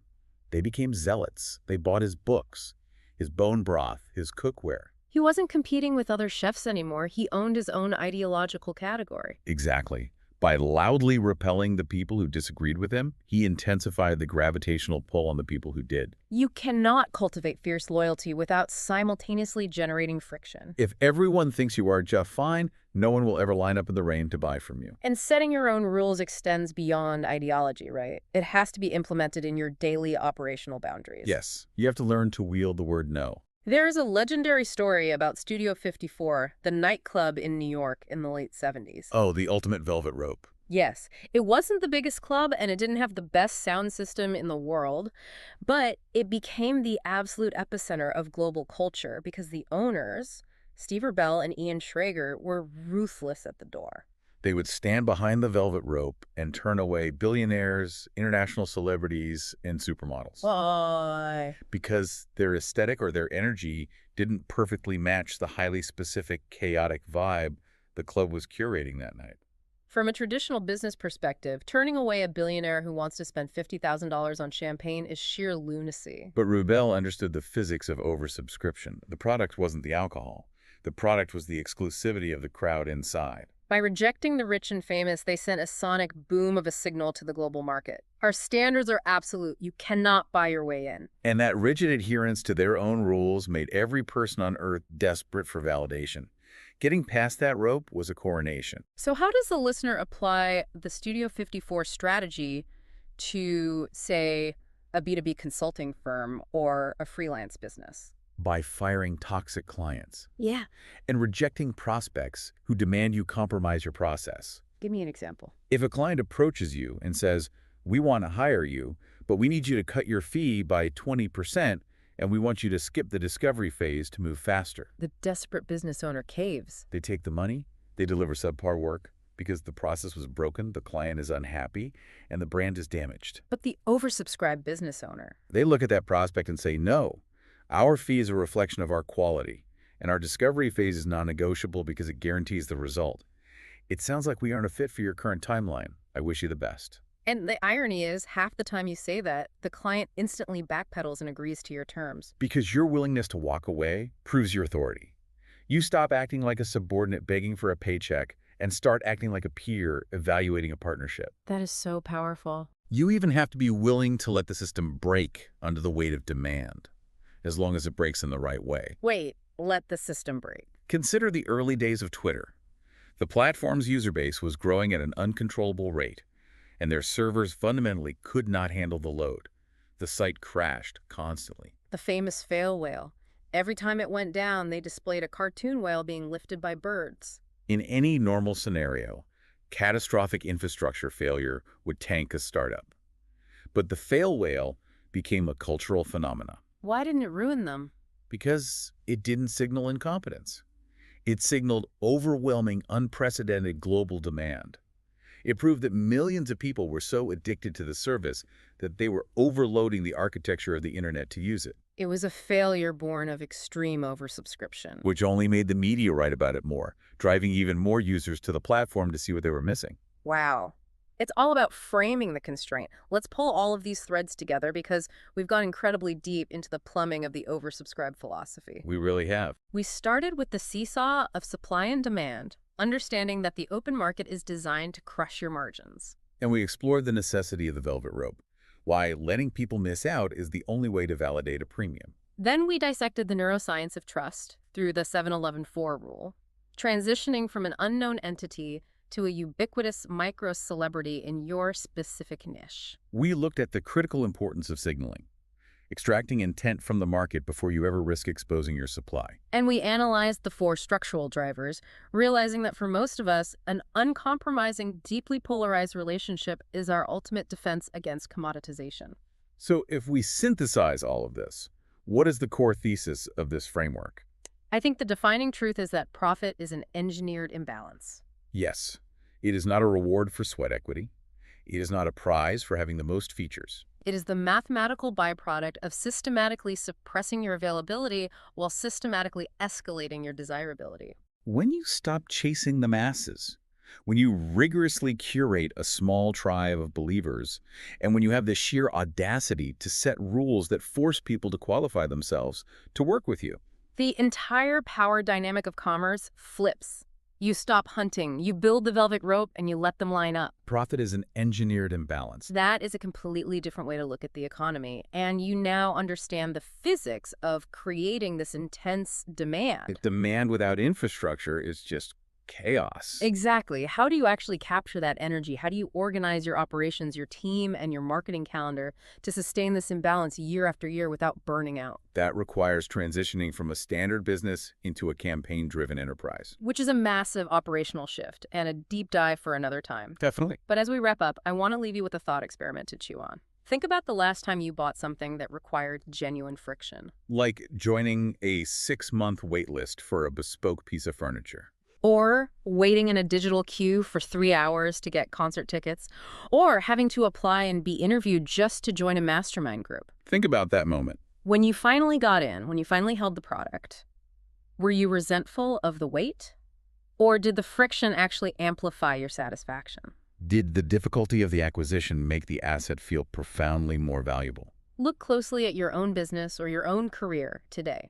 Where are you currently available, and where can you intentionally, purposefully build a velvet rope? Why do people living in Singapore, a country with the maximum speed limit of 90 kilometers per hour, buy more Ferraris per person than anyone else on Earth? It's wild. It is the ultimate paradox of consumer behavior. It makes absolutely no sense. Right, if you look at it through the lens of pure rationality, it makes zero logical sense. I mean, let's just look at the reality of driving in Singapore for a second. You literally cannot drive a Ferrari the way it was engineered to be driven. No, definitely not. You are surrounded by traffic, you're heavily monitored by speed cameras everywhere, and you are paying an absolute fortune just for the privilege of parking it. Yeah, and that's not even counting the taxes. Exactly. They have this system where you have to buy a certificate of entitlement before you can even own a car. And, I mean, sometimes that certificate costs more than the actual vehicle itself. Which is just crazy to think about. It really is. A standard Honda Civic would get you from point A to point B at the exact same legal speed, with way less stress for a fraction of the cost. Right. Yet, if you look over there, the Ferrari dealerships are just perpetually busy. And, well, it turns out this phenomenon proves that everything you've been taught about logical, needs-based selling is entirely backwards. Precisely. And economists actually have a term for this. They call them Veblen goods. Veblen goods, okay. Yeah, these are luxury items where the demand actually increases as the price goes up, which, if you think about it, completely breaks the traditional law of supply and demand. Right, because usually higher price means fewer buyers. Exactly.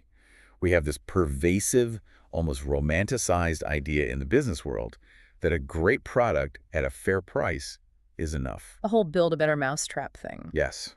We think that if you just build a better mousetrap, the world will automatically beat a path to your door because it's just, the logical thing to do. But that's not how humans work, is it? Not at all.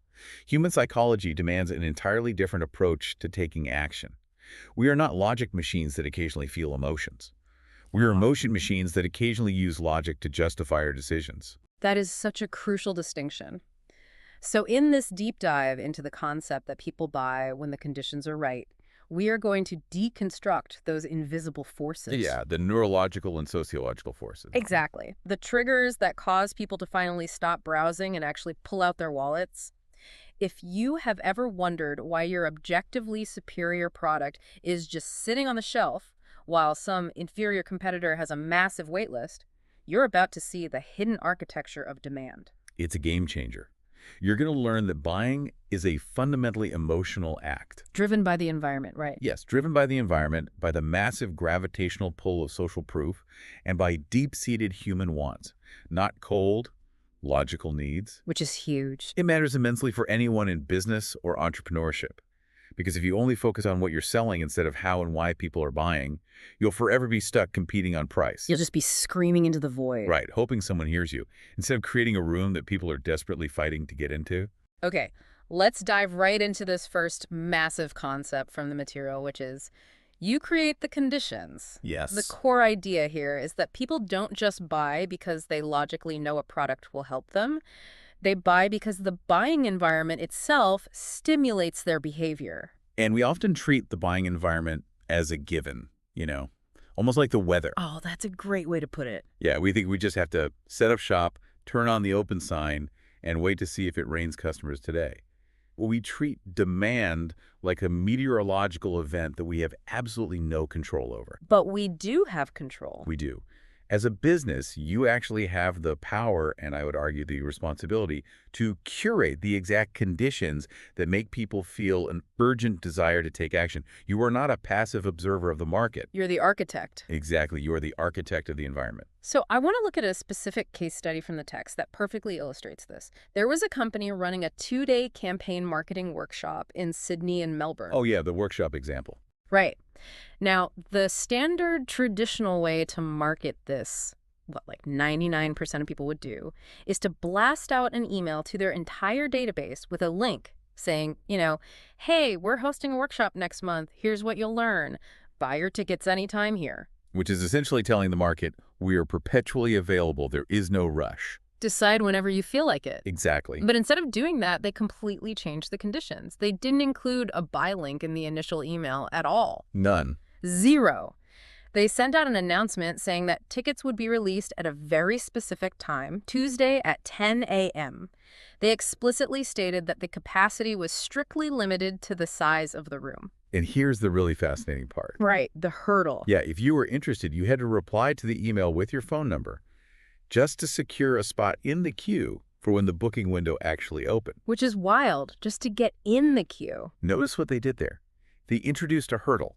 They asked for a micro-commitment. Like a signal of interest. Right, a signal before they ever asked for a monetary sale. And the result was just staggering. They filled the events in under 4 hours just by calling back the people who had signaled interest. 4 hours. But wait, I have to stop you here and just play devil's advocate for a second. Sure. Because this runs completely counter to everything we are taught in the digital age. I mean, look at Amazon. Jeff Bezos built a $2 trillion empire on the exact opposite premise. Frictionless buying. Exactly. Amazon's core philosophy is eliminating every single microsecond of friction. The one-click checkout patent literally revolutionized e-commerce because it stopped people from abandoning their carts. That's true. So you're telling me that adding hurdles, making people wait until Tuesday, and forcing them to email their phone number is a better strategy? How does that not just completely infuriate a modern consumer whose attention span is measured in, like, milliseconds? That is the perfect pushback. And it forces us to distinguish between two completely different types of commerce. Okay, unpack that. We have to separate the buying of a commodity from the buying of a highly valued product service or, a transformational experience. Define the difference for me in this specific context. Well, if I am buying AA batteries or a roll of paper towels or a standard phone charger, I am buying a commodity. Right. I don't want a relationship with the paper towel brand. I just need to clean up a spill in my kitchen. In that scenario, Jeff Bezos is absolutely right. Friction is the enemy. You just want to click and be done. Exactly. You want the instant dopamine hit of the one-click checkout. But when you are selling something that requires a high degree of trust or a premium price tag or a commitment of time, Like a high-level consulting package or an exclusive workshop. or a luxury good, when you sell those things, friction changes its psychological function entirely. How so? Like, what does friction do in that scenario? When friction is framed as exclusivity and limited availability, it ceases to be an annoyance, becomes a generator of tension. Oh, tension. And tension is the absolute lifeblood of demand for premium goods. If Amazon relies on instant dopamine, exclusive environments rely on anticipatory dopamine. Anticipatory dopamine. I love that term. What is actually happening in the buyer's brain at, say, 9:55 a.m. on that Tuesday, waiting for the doors to open? It's highly physiological.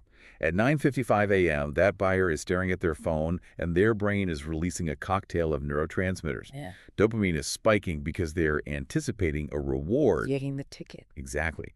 But simultaneously, a slight amount of cortisol is being released because there is the threat of scarcity. The fear of missing out. What if I don't get it? Right. This combination of anticipation and anxiety creates a heightened state of psychological arousal. They're hyper-focused. Compare that to an open-ended buy anytime link. There's Mm. no cortisol, there's no spike in dopamine, there's just apathy. It makes me think of a mechanical analogy. It's like winding a clock spring. I like that. If the gear isn't locked in place, if the offer is just always open and always available, the spring just spins freely. You can turn the key all you want with marketing and advertising, but there's zero kinetic energy being stored. Right, it just slips. But a specific deadline, a limited capacity, or a prerequisite hurdle that acts as the lock. It allows the tension to actually build up so that when the clock strikes 10 a.m., the energy violently releases into a flurry of buying action. That is a brilliant way to visualize it because there is no universal law of physics that says you must accept every sale at any time of day. Which is so freeing to hear. By setting boundaries, saying this is when you have to take action and this is what you have to do first, Mhm. you completely transform the dynamic. You change the buyer from a passive browser into an active, urgent participant. Right. If I know I can buy your consulting package or your software subscription or whatever next Thursday, I'll probably put it off until next Thursday. And next Thursday is the graveyard of sales. It never happens. So the practical takeaway here for you, the listener, whether you're launching a project, pitching a service, or selling a product, is to really examine your environment. Yes, look closely at it. Are you leaving your cart perpetually open? Are you just dropping a link on social media and just, hoping for the best? Because if you are bleeding tension. You're losing all that kinetic energy. Exactly. You need to construct an environment.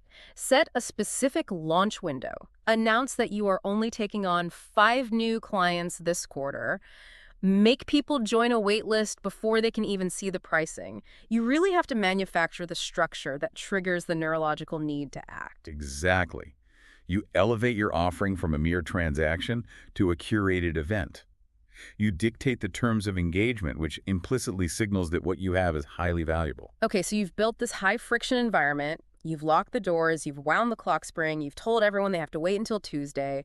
But friction alone just makes you hard to reach. I mean, if I set a deadline to buy a pile of garbage, no one is going to line up for it. Right. Obviously not. So what actually makes the buyer willing to stand in the rain waiting for those doors to open in the first place? Well, it comes down to a fundamental law of human sociology.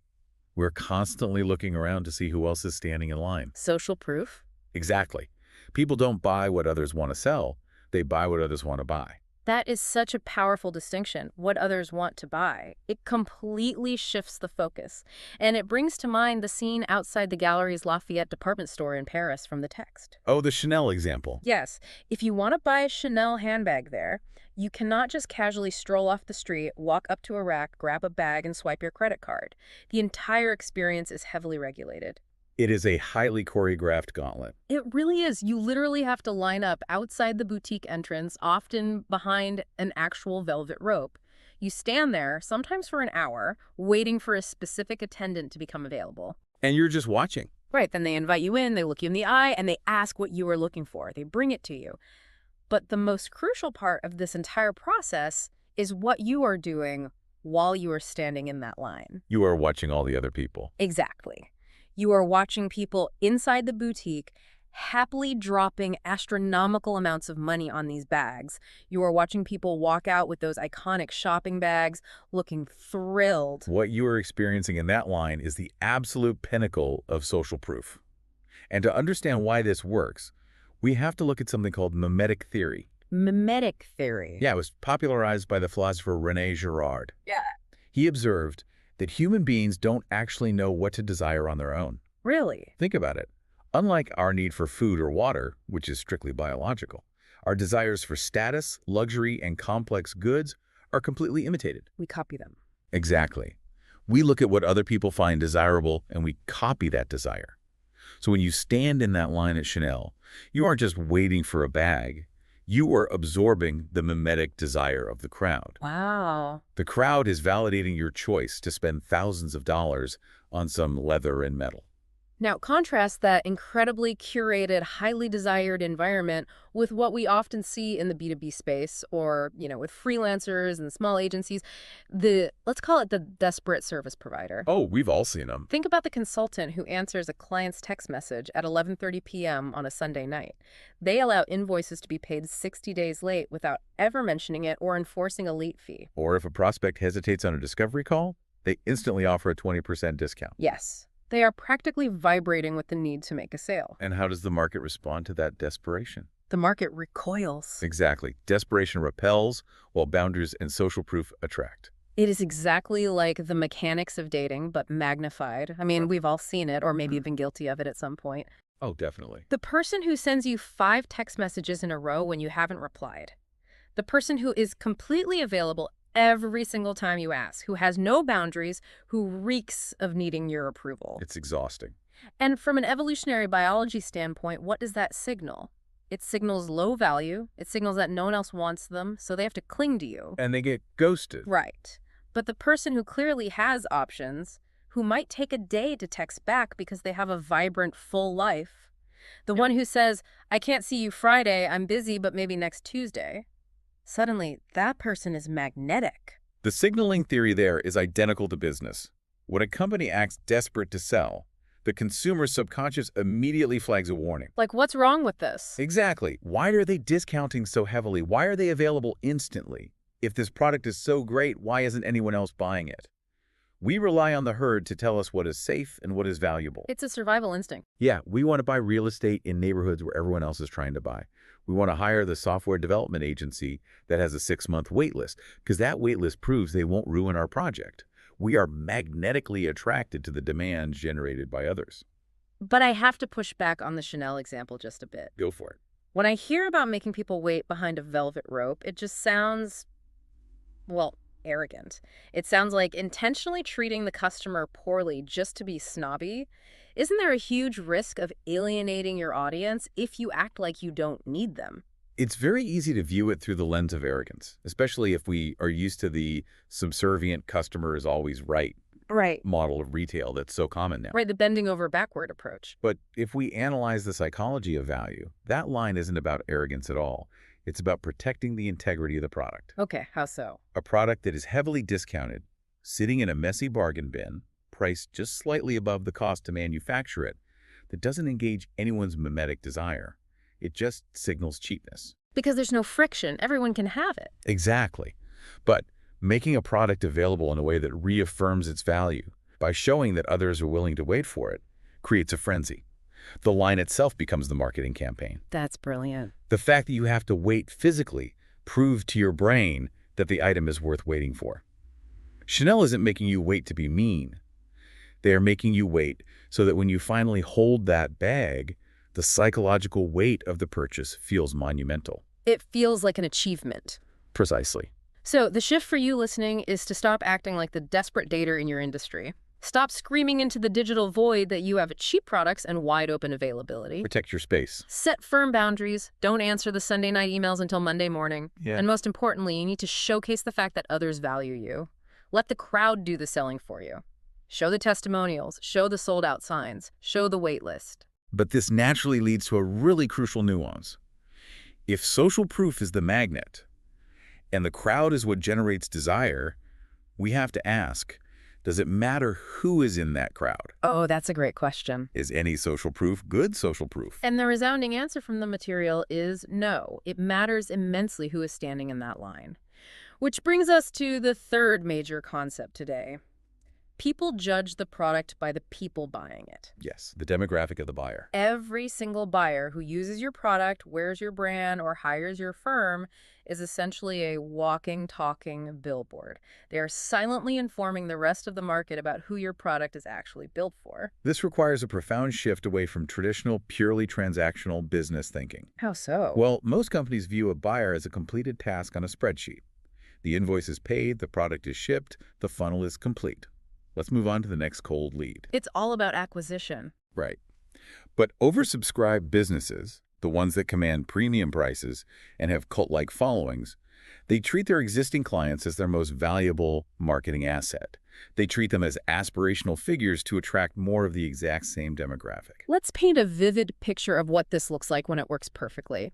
Imagine you are at Nikki Beach nightclub in Mallorca. Oh, the ultimate aspirational environment. Exactly. You have paid an exorbitant entry fee. You are paying a markup on a bottle of vodka that defies all logic and reason. You are spending thousands of dollars for just a few hours in a loud room. And yet, And yet you don't feel ripped off. In fact, you feel incredibly lucky just to be allowed past the bouncers. Why is that? Because of the environment and the inhabitants of that environment. Exactly. The music is perfectly curated, the lighting is electric, but most importantly, you are surrounded by beautiful, wealthy, successful-looking people. The aspirational crowd. Right. The people at the table next to you look like they just stepped off a multi-million-dollar yacht. By being in that room, drinking that overpriced drink, you feel like a celebrity by proxy. You aren't judging the value of the vodka by the liquid in the bottle. You are judging the value of the experience by the caliber of the people drinking it next to you.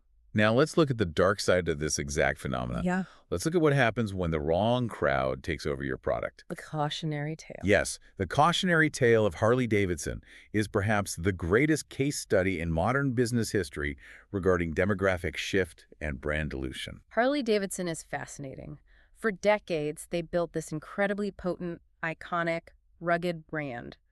It was the ultimate symbol of the rebellious, hardcore motorcycle enthusiasts. The outlaws, the counterculture. The people who lived and breathed the open road. That brand identity was impenetrable. But as the company grew and needed to hit quarterly earnings targets, they started expanding their reach. They wanted volume. They started financing bikes for a wider audience. And slowly, over time, a massive shift occurred in their core demographic. The rise of the rich urban biker, the RUs. Exactly. The hardcore enthusiasts started looking around the dealerships and the rallies, and they realized that the people actually buying the $30,000 pristine motorcycles weren't rebels at all. No, they were 43-year-old accountants. Dentists, Yeah. middle managers, people who were essentially cosplaying as tough guys on Sunday afternoons before going back to the office on Monday. It's almost tragic from a branding perspective because the physical product, the metal, the engine, the leather, it didn't necessarily change that much. But the buyers changed. And because human beings inherently judge a product by the tribe that consumes it, Harley-Davidson's brand identity was severely diluted. The dentists drove away the outlaws. Exactly. The authentic rebels didn't want to be associated with a brand that had become a midlife crisis accessory for white-collar workers. It highlights a terrifying reality for businesses. You can lose control of your brand if you don't ruthlessly curate who is allowed in the room. If Nikki Beach suddenly started letting in rowdy backpackers looking for cheap beer, the yacht crowd would vanish overnight. And the ability to charge a 5,000% markup on vodka goes right out the door with them. This brings me to something that I find incredibly baffling about modern marketing. I look at SaaS companies, I look at coaching businesses, retail brands. Most of them spend 90% of their marketing budget, their energy, and their creative bandwidth desperately chasing non-buyers. Oh, absolutely. They are obsessed with cold leads, Facebook ad acquisition costs, top-of-funnel metrics. Meanwhile, they practically ignore the people who have already handed over their credit cards. Why is this acquisition over retention model such a fatal mistake if we know that existing buyers are the true magnet? It's that we have your cash onto the next mentality. And it stems from a fundamental misunderstanding of how exponential growth works in a networked world. Tell me more about that. When you spend all your money trying to convince strangers to buy, you are fighting an uphill battle against skepticism. Strangers don't trust you. Right, they have their guard up. But if you take that exact same budget and invest it in the people who are already inside the room, you create a spectacle. If you want a line out the door, you have to stop staring at the street and start throwing a better party inside. Okay, so what does throwing a better party actually look like in practice? Let's get granular here. If I run a B2B software company, or if I'm a high-end wedding photographer, how do I leverage my current buyers to create that Nikki Beach effect? You have to put your existing clients on a pedestal. Make them the stars. Exactly. It means investing in high production value case studies where the client is the absolute hero of the story, not your product. Right. It means throwing exclusive, invite-only dinners or masterminds just for your current top-tier customers and strategically letting the public see that this incredible event happened and they weren't invited. Yes. It means surprising them with gifts, featuring them in your newsletters, and treating them like VIPs so that they naturally exude enthusiasm and status. You are literally turning your existing clients into the velvet rope. Exactly. When the outside world sees how successful, how happy, and how celebrated your current clients are, they won't need to be sold to. They will naturally aspire to join that specific club. So if you are listening to this right now, I want you to mentally run a success story audit on your current operations. Look at your website, your social media, your pitch decks. Are you spending all your time beating your own drum? Most people are. Right. Are you constantly saying, look at my features, look at my pricing, look at my awards? If so, you need to stop. Start beating the drum for your clients instead. Make sure the people buying from you right now are so thrilled and so visibly successful that they become the shining beacons attracting your next wave of perfect customers. Make your buyers the hero and the market will fight to join them. So we have established the architecture now.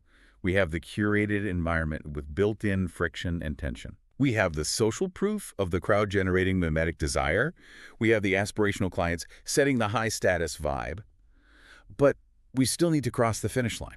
Right. What actually pushes them over the edge? Exactly. What is the actual neurological trigger that makes that new customer finally say, yes, take my money right now? Well, it is not a spreadsheet. It is not a list of logical features and benefits. It's not an ROI calculation. No, it is entirely emotional. Which brings us to the fourth and perhaps most critical concept today. People do not buy what they need. They buy what they want. The big one. In the battle for the human wallet, logic loses to emotion every single time. I feel like this is the hardest pill for intelligent, well-meaning entrepreneurs to swallow, especially engineers, developers, or experts who are deeply, deeply logical people. It is incredibly frustrating for them. You can go completely bankrupt trying to educate the market on what they logically need. Oh, absolutely. You can have a product that is scientifically validated, peer-reviewed, and objectively superior in every measurable metric, and you will sit in an empty room if you try to sell it based purely on need. Because need feels like a chore. Exactly. Need feels like homework. You will only succeed by figuring out what the customer deeply, emotionally, and sometimes secretly wants. And then you have to package the needed medicine inside the desired candy. That phrase, packaging the medicine inside the candy, is brilliant.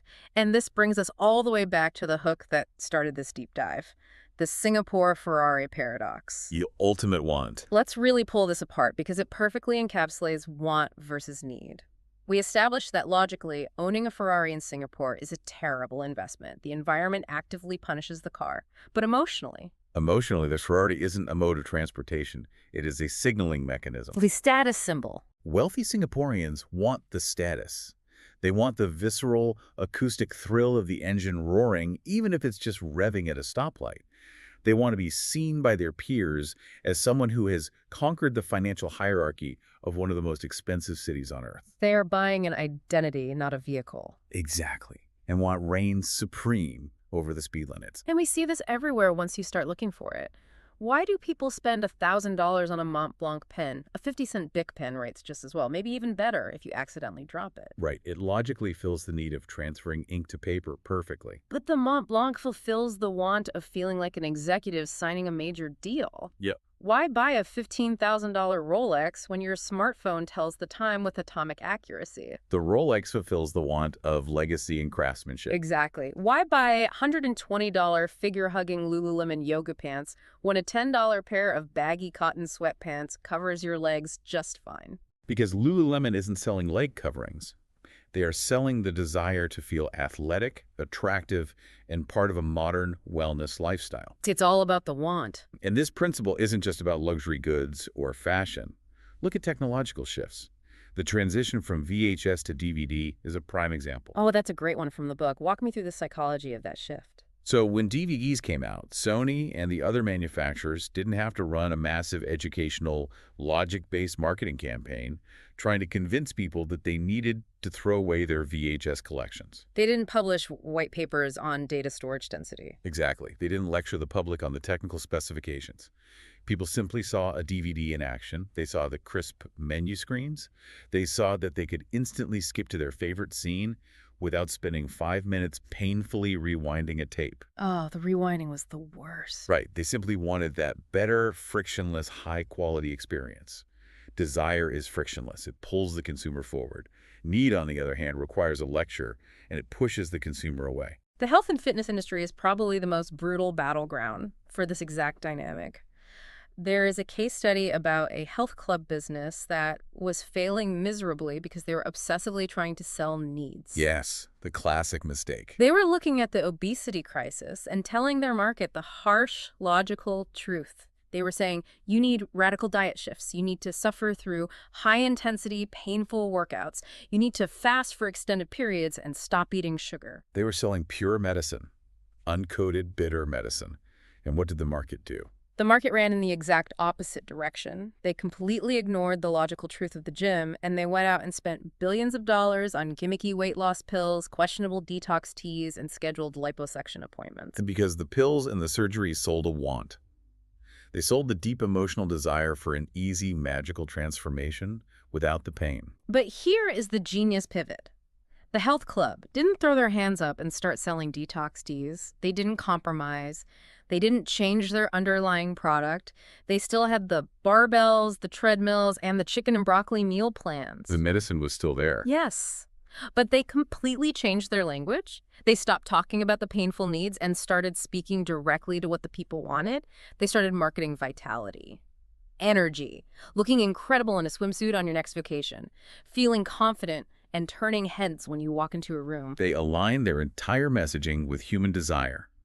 And suddenly, they sold the exact same gym memberships and the exact same difficult workout routines, but wildly successfully. They wrapped the medicine inside the candy. Exactly. The sweat, the discipline, the hard work, that was the medicine, wrapped inside the candy, which was the vivid vision of the desired self.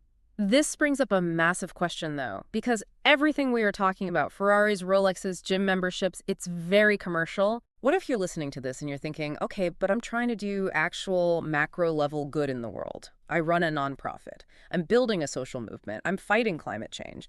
I'm an activist. Do you still have to cater to these seemingly superficial human wants? Doesn't the sheer moral weight of a crisis mean we should rely on logical needs? It's a profound question, and the answer is yes. You absolutely still have to cater to wants if you actually want to create change. Really? In fact, it is even more critical for social movements to understand this. Activists often fall into the trap of thinking that the severity of the crisis will be enough to change human behavior. But it rarely is. Give me an example of how that plays out. Let's look at the environmental movement and diet.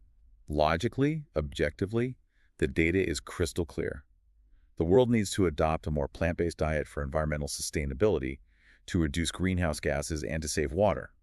Logically, we also need to get clean water to 1 billion people living without it. Right. The PowerPoint presentations and the pie charts are undeniable. The need is an existential crisis. But the data doesn't change the behavior. I mean, we've had the data on climate change for decades, and meat consumption globally is still rising. Exactly, because you cannot lecture society into a paradigm shift.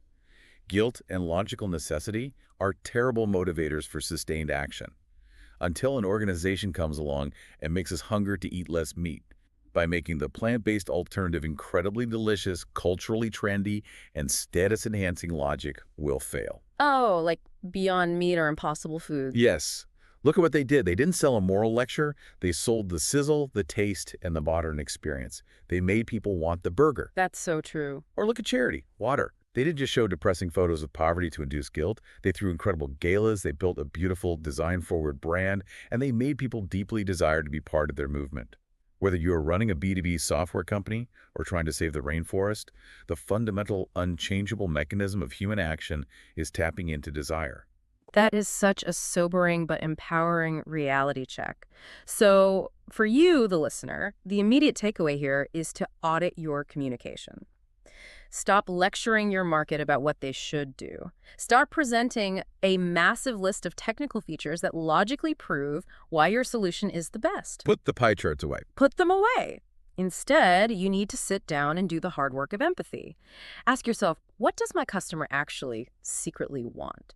What is the emotional state they are trying to achieve? Are they looking for status, peace of mind, the feeling of being an insider? You have to speak to them entirely in the context of that desire. Give them the candy they are craving, and then once they are in the door, quietly, effectively, and secretly deliver the medicine they actually need to solve their problem. It requires you to stop falling in love with your own product and start falling in love with the psychology of your customer. Okay, let's pull all of these threads together, because what we've walked through today is a complete dismantling of the build it and they will come myth. Becoming oversubscribed, having that magical line out the door, it isn't an accident. And it certainly isn't just a byproduct of having a good product. It is a deliberate, meticulously crafted psychological strategy. Ultimately, you have to embrace the role of an architect of desire. You don't just sell items or services. You curate an entire buying environment that creates tension, friction, and urgency. Right. You leverage the massive gravitational pull of social proof, knowing that people inherently want what others are fighting to get. Right. You elevate your existing buyers, putting them on a pedestal to make your brand an aspirational exclusive club. And above all else, you ruthlessly prioritize human emotion and want over cold, logical need. When you orchestrate all of those elements together, that is when the conditions are perfect for people to buy. I want to leave you with a final thought to chew on today. Think about the last impulsive, high-ticket purchase you made. Something you dropped real money on without creating a pros and cons list or overthinking it. Look closely at the moments right before you handed over your card and ask yourself, did you actually buy it because you mathematically needed it to survive? Or did the seller perfectly orchestrate the environment, the visible crowd, and your own internal emotions to make you desperately want it? Now that you know how to perfectly set the conditions for your buyers and architect their desire, you have to ensure that your carefully curated room doesn't just look exactly like everyone else's. Join us next time for our deep dive into Principle 5, where we will explore why having the courage to be a true contrarian and setting your own seemingly crazy, logic-defying rules is the ultimate shortcut to standing out in a saturated market. What if the reason you're not getting paid, what you're genuinely worth, what if it has absolutely nothing to do with how good you are at your job? Oh, that's a scary thought for a lot of people. Right. I mean, what if being like the best in your field is actually the worst way to build a highly profitable business? It completely flips the script on everything we're taught. Totally. So, welcome to the deep dive. Today, we are exploring a core philosophy from Daniel Priestley's Oversubscribed. Specifically, we're looking at this principle that value is created in the ecosystem. Which is such a massive paradigm shift. It really is. In just a couple of sentences, for anyone listening who is interested in business or entrepreneurship, you are about to learn why just delivering a great product is no longer enough. Nowhere near enough. Yeah, and how building this carefully curated environment around your offerings is the actual true secret to having clients literally line up to work with you. I love this topic so much because it's fundamentally destabilizing. I mean, if we trace this back, our entire education system, right, and the traditional corporate ladder, Oh, sure. they've completely conditioned us to believe that raw skill is the ultimate currency. Like a meritocracy. Exactly. The unspoken contract is, you get the highest grades or you write the tightest code or you design the most beautiful logo and the market will just naturally recognize that isolated excellence. And shower you with money. Right. They'll reward you with premium pricing. We're raised on that myth of the better mousetrap. Build it, and the world beats a path to your door. But they don't. No. The reality we're unpacking today shows that the world will actually walk right past your superior mousetrap if it's just sitting on the floor of a dark, empty warehouse. Right, because there's no context for it. Exactly. So to really grasp this, we have to look at how the entire landscape of commerce has shifted. We've moved through these different economic eras, and the rules of value creation have just completely changed. Yeah, if we connect this to the bigger picture, the old world like the industrial age, and honestly, even the early decades of the information age, it was built on a very linear one-to-one transactional model. So I make a thing, you buy the thing. Exactly. Delivering value just equated to getting paid fairly for a specific output. You manufactured a sturdy pair of boots. Someone paid you a fair market price for those boots. The value was literally inside the boot. The value was entirely encapsulated within the physical product itself. But today, we operate in this hyper-complex, completely saturated global market. Just noise everywhere. Constant noise. So high-performing businesses, they no longer function as just purveyors of single products. They operate as ecosystems. Okay, so define that. What does that actually look like? Well, they're interconnected networks, right? It's Yeah. media, software, customer service, physical touch points, community, all working in harmony to create this gravitational pull. Which means the isolated product is effectively dead. Dead in the water. You just can't expect to command a premium simply for doing a competent or, even an exceptional job at the core task. The market rewards the ecosystem. Yeah, the environment around the task. And the source material uses Oprah Winfrey as the ultimate illustration of this, which I thought was brilliant. Oh, it's such a perfect example. Because when you actually break down the mechanics of her empire, It completely changes how you view wealth creation. Well, think about how most people view Oprah. They look at her through the lens of her primary skill set, right? Right, they see the interviewer. They see this generational talent for interviewing, the empathy, the absolute dominance of daytime television. So they assume she's just, trading her exceptional skill for a massive paycheck. Like she just negotiated a really high hourly rate. Exactly. But if you dissect where the billions of dollars actually reside, it is not in a salary paid for her interviewing services. Not at all. In fact, she actually gives away a staggering amount of her core value for completely free. Like her keynote speeches. Yes. She delivers these keynote speeches for charities at zero cost. She offers massive amounts of free content, interviews, and, educational material online. Which is wild when you think about her perceived value. Right. If her business model was purely trading her raw skill, communicating for an hourly rate, she would certainly be wealthy. Very wealthy, yeah. But she wouldn't be a billionaire with a self-sustaining empire. The wealth is generated by this massive interconnected web she built around her. The ecosystem. Exactly. Her television appearances, they just act as a top-of-funnel mechanism that fuels her magazine sales. Oh, and the magazine is key. Right, because then the magazine audience provides the leverage for a massive multi-year content deal with Apple. And then that distribution power makes her minority stake in Weight Watchers exponentially more valuable. See, this is the crucial mistake most business owners make when they look at an empire like Oprah's. They try to measure the individual pieces in total isolation. They zoom in too far. Exactly. They look at a single node in the network and ask, does this specific thing generate direct profit? Which misses the whole point. Right. Like if you looked at the Oprah magazine in a vacuum during an era where print media was largely dying. No, yeah, margins were collapsing everywhere. Right. A traditional accountant would look at that and tell you to shut it down. That's your losses. But in an ecosystem, the magazine isn't just a standalone P&L sheet, it's a launch pad. It's this physical, tactile touch point that sits on a subscriber's coffee table for an entire month. Just constantly reinforcing the brand. Exactly. It deepens trust and captures attention that can then be directed toward other, much higher margin products. Like the Weight Watchers deal. Yes. When Oprah bought a 10% stake in Weight Watchers, the value of those shares doubled almost overnight. Which is insane. And it's not because Weight Watchers suddenly invented a better diet that Tuesday. Right, the product didn't change at all. It was simply because she integrated their brand into her existing media ecosystem.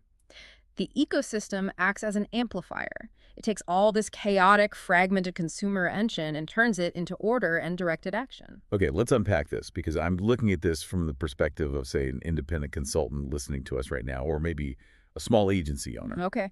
And there is an immediate wave of exhaustion that hits when you hear this. Oh, I bet. I don't have an Oprah budget. Exactly. The pushback is obvious. Sure, if I have billions of dollars in a global television network, an ecosystem is fantastic. But I am an accountant. I'm a freelance graphic designer. I deliver an incredibly precise, high-value service. Why do I need a magazine? Right. Why should I have to exhaust myself building a media empire, writing free newsletters, or hosting community events? I just want to do the work I'm good at and get paid my fee. It's a very natural resistance because it really feels like you're being asked to do 2 full-time jobs instead of 1. That sounds exhausting. But the principle of the ecosystem isn't actually about scale. It's not about being Oprah. It's about the psychological environment you create for the buyer. Okay, that makes sense. And that applies just as much to a solo accountant as it does to a media conglomerate. A small business owner has to acknowledge that the modern consumer expects friction to be completely removed from their life. We want everything to be easy. Exactly. Building a successful enterprise today requires making a complex interaction feel completely effortless and safe. So if I'm just offering the isolated service, If you stubbornly offer only the isolated thing, just the tax return, just the logo design, you reduce yourself to a commodity. you're just a widget maker at that point. Right. And in a globalized, AI-accelerated market, there is always someone faster, cheaper, or more automated who can execute that one isolated task. It reminds me of like an analogy of a chef who spends 20 years perfecting their knife skills. Okay, I like where this is going. So they chop carrots with like mathematical precision. It's a beautiful thing to watch. But then they demand a Michelin star based solely on those carrots. Just the carrot. Just the carrots, completely ignoring the fact that their restaurant has harsh fluorescent lighting. The waiters are openly hostile to the guests, and the wine list is basically just vinegar. Yeah, that's exactly it. The chopped carrot is the isolated product. The diner isn't paying $300 just for a chopped carrot. God, I hope not. Right. They're paying for the ambiance, the storytelling of the menu, the pacing of the courses, and just that feeling of being taken care of. That captures the dynamic perfectly. The diner is buying an environment where they feel sophisticated and pampered. Right. And the modern B2B or B2C client is exactly the same. They are buying a feeling of safety, predictability, and clarity. They want to feel taken care of too. Exactly. They're evaluating your onboarding process. They're looking at the clarity of your communication, the speed of your follow-up, and all the educational resources you provide before they even sign a contract. So the carrots are just the baseline. The carrots are the bare minimum.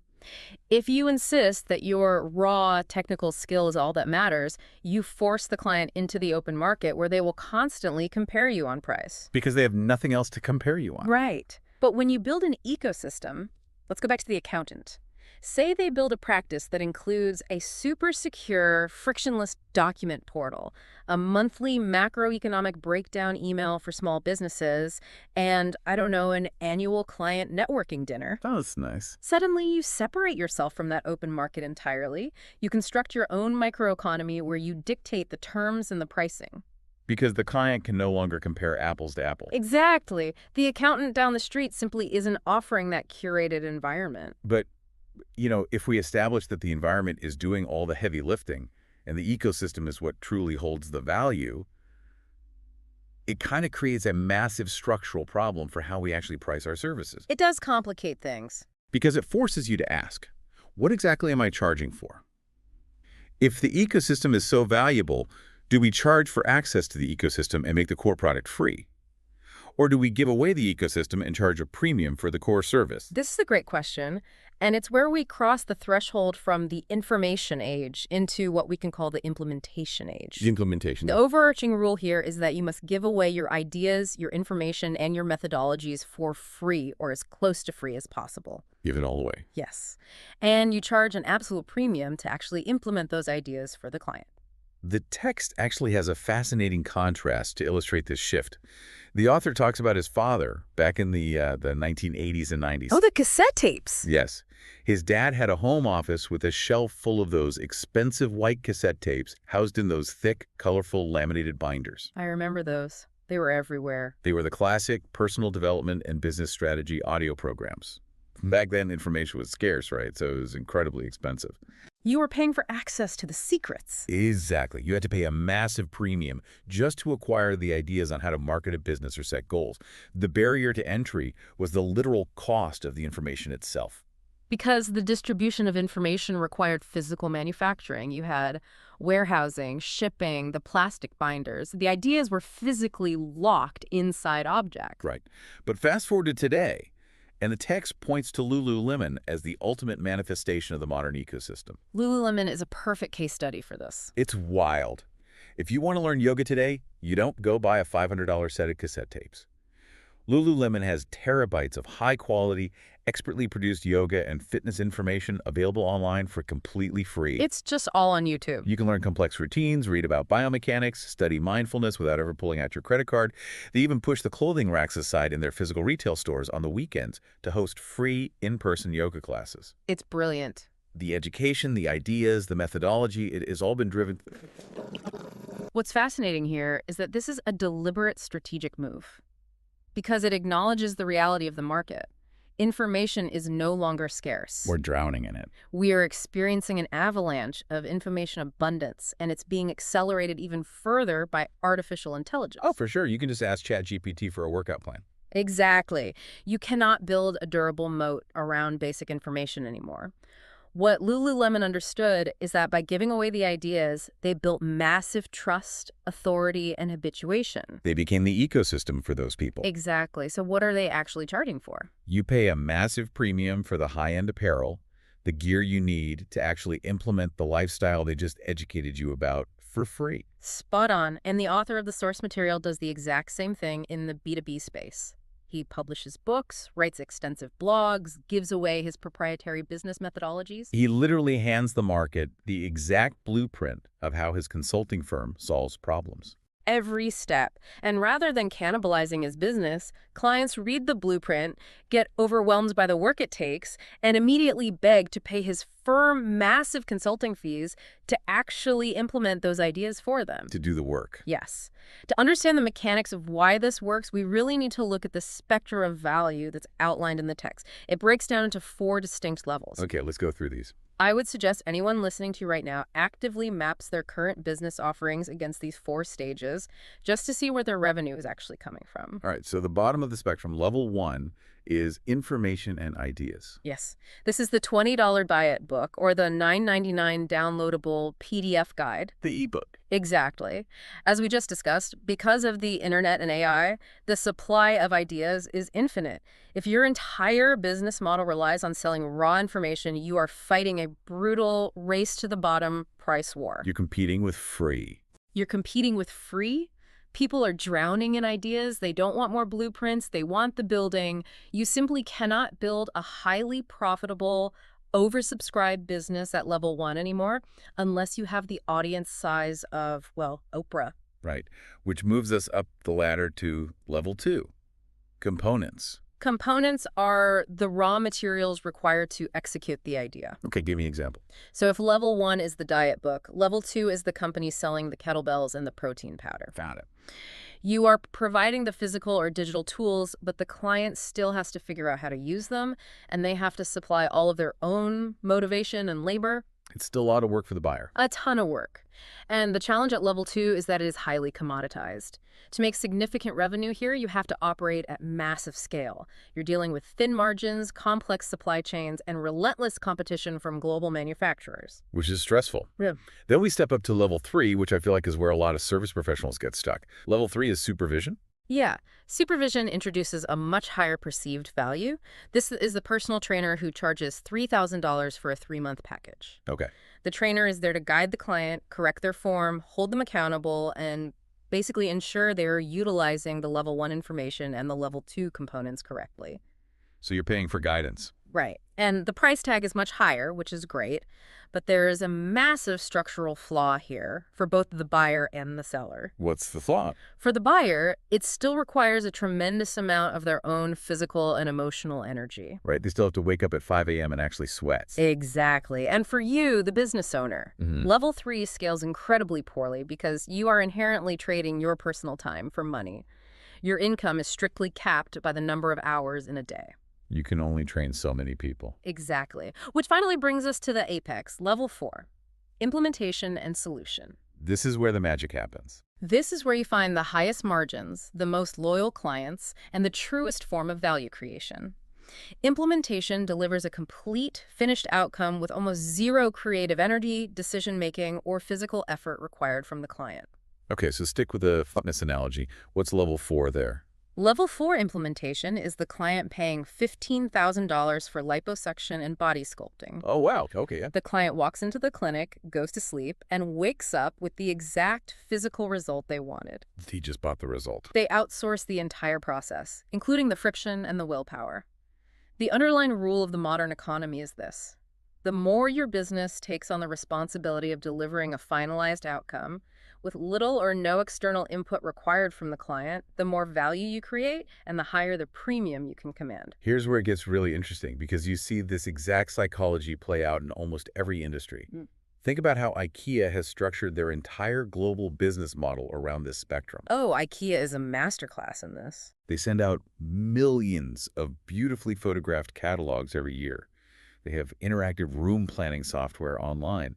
They have entire showroom floors designed by world-class interior decorators. And it's all just there for you to wander through. Exactly. All of that inspiration, the design ideas, the layout strategies, that is level 1 information.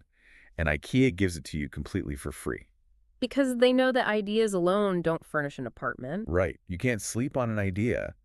If you actually want the bed you saw in the free catalog, you have to go down to the warehouse and buy the flat-pack cardboard boxes. Which is level 2. That is level 2 components. You are buying the wood and the screws. but you still have to spend your entire Saturday on the floor of your living room staring at confusing instructions and swearing at an Allen wrench. The worst way to spend a Saturday. Truly. Now, level 3 supervision might be, calling a friend over to help you decipher the instructions, or maybe calling a customer service hotline. Right, you're getting help, but you're still doing the work. But level 4 is logging on to a platform like TaskRabbit or hiring a premium white glove assembly service. Oh, absolutely. They come to your house, they unpack the boxes, they build the bed perfectly, they place it exactly where you want it in the room, and they take all the garbage and cardboard with them when they leave. That's beautiful. People will happily pay a massive premium for that assembly service, sometimes more than the actual cost of the bed itself, Right. because they want the ultimate solution without expending their own weekends or their own sanity. That captures the mindset of the modern consumer perfectly. We are fundamentally time-poor, cognitively overwhelmed, and completely fatigued by decision-making. We just want it done. We do not want another course teaching us how to build a website. We want the website built, optimized, and generating leads while we sleep. So the mandate for anyone listening is to ruthlessly audit your current offerings. Look at your intellectual property, your unique methodologies, the so-called secrets of your trade. Stop hiding them. Yes, stop trying to put those behind a paywall. Give them a way to build an ecosystem of trust and authority.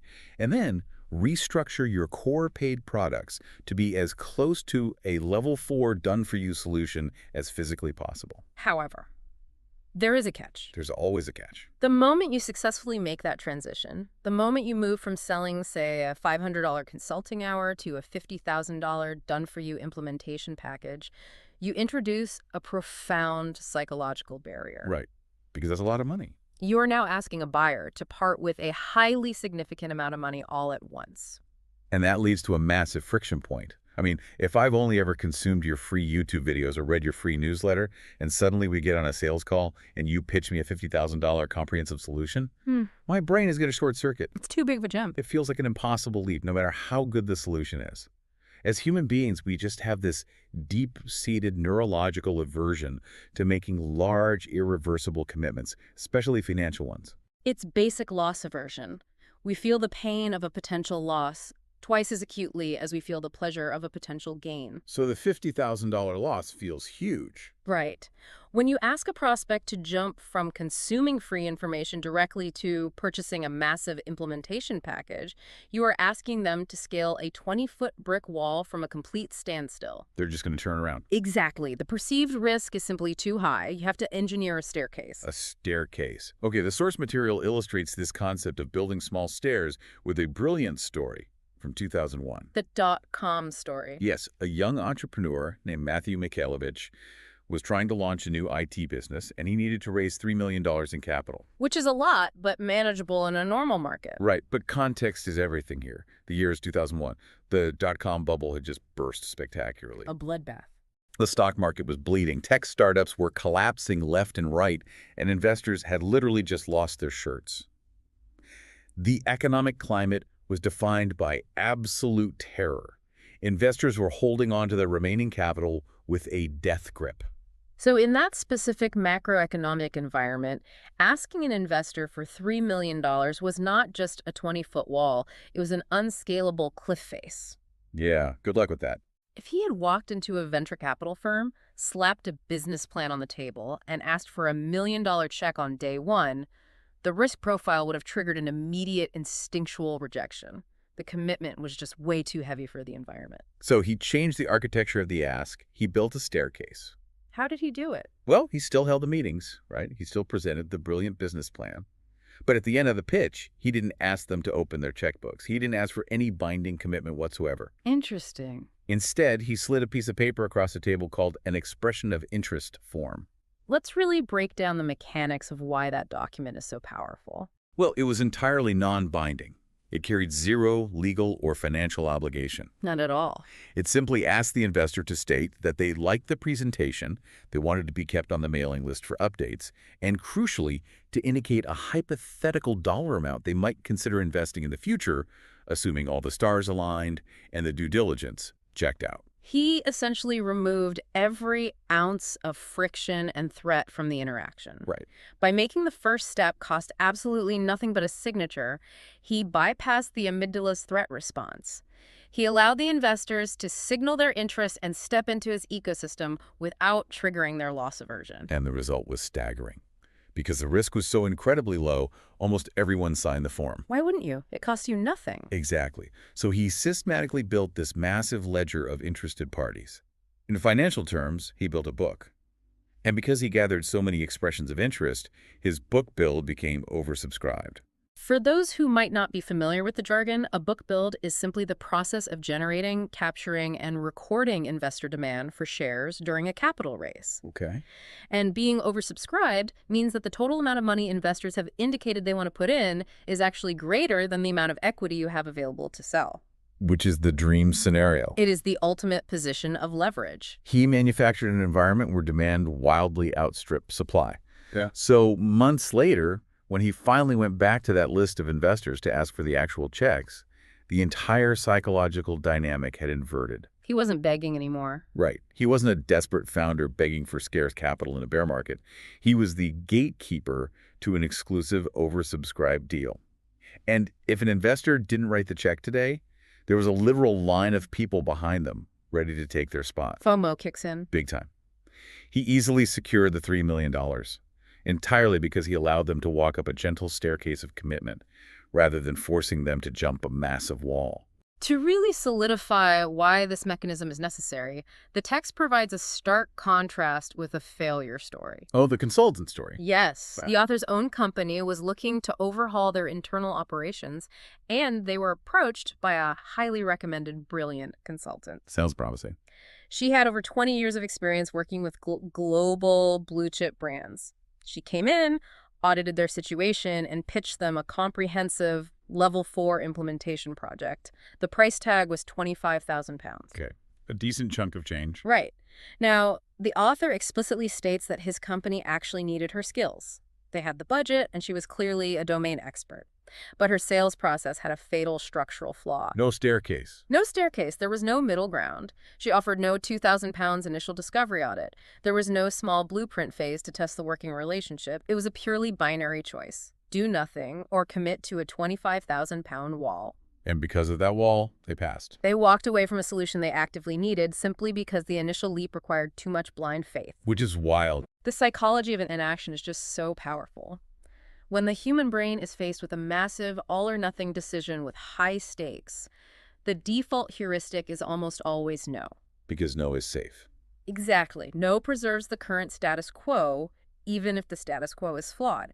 You have to give the brain a safe, incremental yes to build momentum. See, I genuinely struggle with this concept, though. Why is that? Well, when I look at the modern digital landscape, breaking things down into these low-barrier small stairs like, a $49 strategy call or a $7 audit, it feels dangerously close to those highly manipulative internet marketing funnels. Oh, the bait and switch. Yes. Yeah. You know the ones.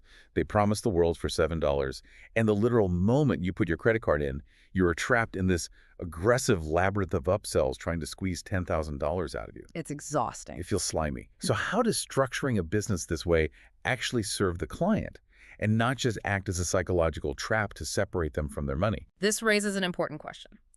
Because the line between a carefully curated ecosystem and a predatory sales funnel is entirely based on intent and the delivery of actual value. Okay. The small stairs we are talking about are not about manipulation. They are fundamentally about risk mitigation and mutual safety. Mutual safety. Yes. Think about the stakes involved in a true Level 4 implementation. If you are an enterprise software consultant and you are going to rip out and replace a company's entire back-end CRM system for $150,000. Well, that's a massive deal. That is an existential project for that company. Yeah. If you mess it up, the client who hired you might literally lose their job. Their company could lose millions in downtime. The stakes are monumental. So a small stair like a $5,000 technical architecture blueprint that de-risks the process. Exactly. The blueprint phase allows the client to experience your ecosystem firsthand. They get to see how promptly your team responds to emails, how clearly you present complex data, and whether your working styles mesh all without risking their career or their entire annual budget. And they get something out of it. Right. It provides them with a tangible, valuable asset, the blueprint itself that they can keep even if they don't proceed with the full implementation. That makes a lot of sense. But crucially, it also protects you. How so? Well, as the service provider, taking on a massive implementation client is a massive risk. What if the client is abusive to your staff? What if they have wildly unrealistic expectations? What if their internal data is a complete mess? You're stuck with them. Exactly. The small stare allows you to audit the client. It lets you get paid to look under the hood and decide if you even want to offer them the $150,000 implementation. It ensures that when you do engage in massive projects, you are only doing it with highly qualified, culturally aligned partners. It's essentially establishing a dating period before you rush into a 10-year marriage. That's a perfect way to look at it. That reframes it completely from a marketing trick into just a necessary operational safeguard. So the mandate for the listener here is to examine your core premium offering. If a new prospect has to take a massive leap of faith to hire you for your best work, you are losing highly qualified clients simply because they are afraid. They're terrified. You must architect a staircase. Do not ask for the marriage on the first date. Sell a paid discovery phase. Sell a strategy roadmap. Sell an architectural blueprint. Just give them something manageable. Right. Give them a highly valuable, low-risk step that pulls them out of the chaotic open market and safely into your structured ecosystem. And the beautiful thing about human psychology is that once someone has safely and successfully taken that first step and they have experienced the quality of your environment, the resistance to taking the next, much larger step drops exponentially. Okay, so let's take inventory of the machine we've built so far. Let's do it. We understand that value is dictated by the environment, not just the isolated product. We have moved the free line, aggressively giving away our ideas and methodologies to build trust, while structuring our paid offerings as high-ticket, done-for-you implementations. Just check and check. And we have engineered a safe staircase of low-risk commitments so clients can comfortably walk toward those premium solutions. We have a very healthy business. We have this incredible, profitable, oversubscribed ecosystem running, but we don't operate in a vacuum. No, we don't. The macroeconomic environment shifts. New technologies like generative AI emerge. Aggressive competitors enter the space. Human nature dictates that when leaders look at their successful business, they eventually feel a restless, anxious energy. They get bored, honestly. They do. They feel the inevitable urge to change things to keep up. And that restless energy is exactly where highly successful businesses completely self-destruct. Wow, really? Yes. When a company achieves that rare state of being oversubscribed, the leaders often misinterpret their success. They fall into the trap of believing they need to constantly reinvent their core identity to remain relevant. Which brings us to the paradox of innovation. And this is perhaps the most counterintuitive part of the entire philosophy. In every business school, in every corporate boardroom, innovation is treated as a sacred, unquestionable virtue. Innovate or die. That's the mantra. We celebrate disruption. But what the business literature rarely tells you is what not to innovate. And innovating the wrong part of your business is the fastest way to destroy your demand. The overarching rule here is that you must innovate the ecosystem, but you fiercely protect the winning formula. The text highlights a spectacular corporate failure to illustrate this danger. And it's a story most of us actually lived through, the collapse of BlackBerry. Oh, this is a painful one. Before Apple completely redefined the market, BlackBerry was the undisputed king of corporate communication. They were essential. They were so addictive they were famously nicknamed crackberries. But the book brings up a very specific, humiliating PR disaster toward the end of BlackBerry's reign. They had hired the brilliant musician Alicia Keys to be their global creative director and brand ambassador. Right, trying to make it cool again. Exactly. She was supposed to be the face of their cultural revival. But shortly after she was hired, she was caught on Twitter, sending tweets to her millions of followers from an iPhone. Ouch. It was a massive embarrassment for the brand, of course. But more importantly, it was a symptom of a much deeper, fatal structural failure in how BlackBerry viewed their product versus their ecosystem. Well, if we look closely at the mechanism of that failure, why was a BlackBerry ambassador secretly using an Apple device? Right, why? It wasn't because the core physical product of a BlackBerry was inherently inferior for its original purpose. If you talk to tech purists or high-level executives from that era, many will argue that BlackBerry actually had a vastly superior core formula for secure, rapid communication. I mean, the keyboard was legendary. The tactile physical keyboard was a masterpiece of engineering for typing long emails. The proprietary encryption and security routing were completely unmatched by anything Apple had at the time. So why did they get utterly destroyed? They lost because Apple understood that the future was in the ecosystem, not just the hardware. Ah, right. Apple launched the iPhone, sure, but more importantly, they launched the App Store. They opened their API to third-party developers, allowing millions of other businesses to build software that integrated perfectly into the Apple environment. The ecosystem. Exactly. They created seamless syncing through iTunes and iCloud. They built a beautiful, intuitive user interface that made the technology feel friendly rather than strictly corporate. So BlackBerry arguably had the better isolated product for typing emails, Right. but they failed because they locked down their system. They kept it too tight. They tried to keep everything proprietary. They didn't innovate the ecosystem around the phone to support the modern, interconnected lifestyle of the consumer. The analytical takeaway here is understanding the extreme danger of messing with a winning formula.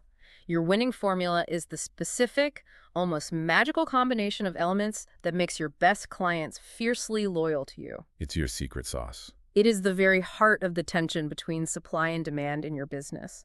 If that core product works, if it is highly profitable, and if the market is begging for it, you must leave it alone. Do not touch it. Do not tinker with the engine while the car is winning the race. When you make radical, unprompted changes to your core formula in the name of innovation, you confuse your loyal market. You break the very mechanism that made you oversubscribed in the first place, and you force your customers to reevaluate their relationship with you. So what does this all mean? Let's ground this in a really visceral, real-world scenario. Okay. Imagine you own a legendary multi-generational pizzeria in Brooklyn. I can smell it already. You have had lines winding down the block for 30 years. The reason you have that line is because your grandmother's 100-year-old dough recipe, combined with the specific way your brick oven chars the crust, is absolute culinary perfection. Okay, I'm hungry. That is your winning formula. Now, the market shifts. You start reading articles about the rise of low-carb diets, keto, and the explosion of third-party delivery apps. And you panic. You feel that restless entrepreneurial anxiety. You think, we have to innovate or die. If you apply that innovation to the winning formula, you make a fatal error. You change the dough. You walk into the kitchen and say, we need to capture the health market. Let's change grandma's dough recipe. Let's start serving gluten-free cauliflower crust. And you know what? Let's put a sushi bar in the corner to diversify. Oh, that is a tragedy. That is innovating the core, and it will bankrupt you. Your fiercely loyal regulars, the people who stood in the rain for your classic slice, will take one bite of the cauliflower crust, feel totally betrayed, and never come back. And the new crowd. The health-conscious keto crowd is still never going to come to a Brooklyn pizzeria for their diet food. Oh. You have destroyed your moat. So how does the pizzeria survive the market shift without touching the dough? By innovating the environment that delivers the dough. Exactly. You protect that 100-year-old recipe with your life. The pizza remains identical to the pizza from 1990. Instead, you channel every ounce of your capital and your restless, innovative energy into the ecosystem. So what does that look like? You build a state-of-the-art, frictionless mobile ordering app so your customers don't have to wait on hold on a scratchy phone line. Nice. You upgrade the HVAC system and the lighting in the dining room so the in-person experience is incredibly comfortable. You invest heavily in R&D for cutting-edge thermodynamics-based delivery boxes, ensuring that when the pizza arrives at an apartment 20 blocks away, the crust is still perfectly crisp and the cheese is molten. You're improving the delivery mechanism. You relentlessly innovate the digital assets, the customer service, the logistics, and the packaging. You make it faster, easier, and more delightful for the consumer to experience your product. You innovate everything around the pizza, but you never, ever change the pizza. And that combination is what makes a business truly unassailable. When you possess a deeply protected, highly demanded winning formula, and you wrap it in a constantly evolving, frictionless ecosystem, competitors literally cannot touch you. They can't keep up. They might be able to reverse engineer your pizza recipe, but they cannot replicate the 20 layers of environmental convenience and psychological safety you've built around it. This has been an incredibly dense, multi-layered journey through the architecture of modern business value. We covered a lot of ground today. We really did. Let's pull back and synthesize the sheer weight of what we've unpacked today. Yeah. The absolute soul of this philosophy is that in the modern economy, value is environmental. It is no longer sufficient to simply be a highly skilled practitioner, a brilliant coder, or a masterful chef. Your technical skill is merely the entry fee. To become oversubscribed, you have to architect an entire world for your client to step into. You have to curate the experience. You capture their attention by aggressively moving the free line, giving away your best ideas, your blueprints, and your methodologies to establish absolute authority. You respect their psychological limitations by building a staircase of small, safe, low-risk commitments that pull them out of the chaotic market and into your structured world. Which leads them to the solution. Right. You design your core paid offerings not as a trade of time for money, but as high-end level 4 implementations that solve the problem completely, requiring zero effort from the buyer. And as your empire grows and the market shifts, you continuously upgrade and innovate the environment around them, making the experience more seamless without ever corrupting the core winning formula that earned their trust in the first place. It requires a profound rewiring of how most of us approach our daily work. To leave you with a tangible framework to process all of this, I want you to think deeply about your own buying habits over the next week. Okay, a little homework. Yeah. Identify a product, a service, or an experience in your personal life that you consistently pay a premium for. And when you identify it, look closely at the mechanics of the transaction. Are you paying that premium because the core product is objectively, scientifically the absolute best in the world? Or are you paying the premium because the ecosystem around it makes your life completely frictionless? Oh, that's a great lens to look through. Right. Maybe it's an app that integrates so perfectly into your workflow that you don't even have to think about it. Maybe it's a service provider who remembers your preferences, anticipates your problems before they arise, and handles the billing so seamlessly it feels invisible. The friction is just gone. Once you recognize how heavily your own purchasing decisions are driven by the ecosystem, turn that mirror onto your own business or your own career. Ask yourself the most important question. How can you stop relying solely on your raw skills and start becoming that frictionless ecosystem for someone else? That is the perfect operational question to carry with you. How do you become the frictionless ecosystem? It's the only question that matters. Thank you for diving deep with us today. You have a lot of structural auditing to do on your own business model. It's luck out there. And you absolutely will not want to miss our next deep dive. We are going to explore the mechanics of Principle 7. We'll be breaking down exactly why the romanticized idea of being the best-kept secret in your industry is actually a catastrophic business strategy, and how you can leverage data to meet your market exactly where they are, speaking a language they simply cannot ignore. We will see you then. What you just listened was the beginning of a full audio, way longer, explaining every single chapter of the book.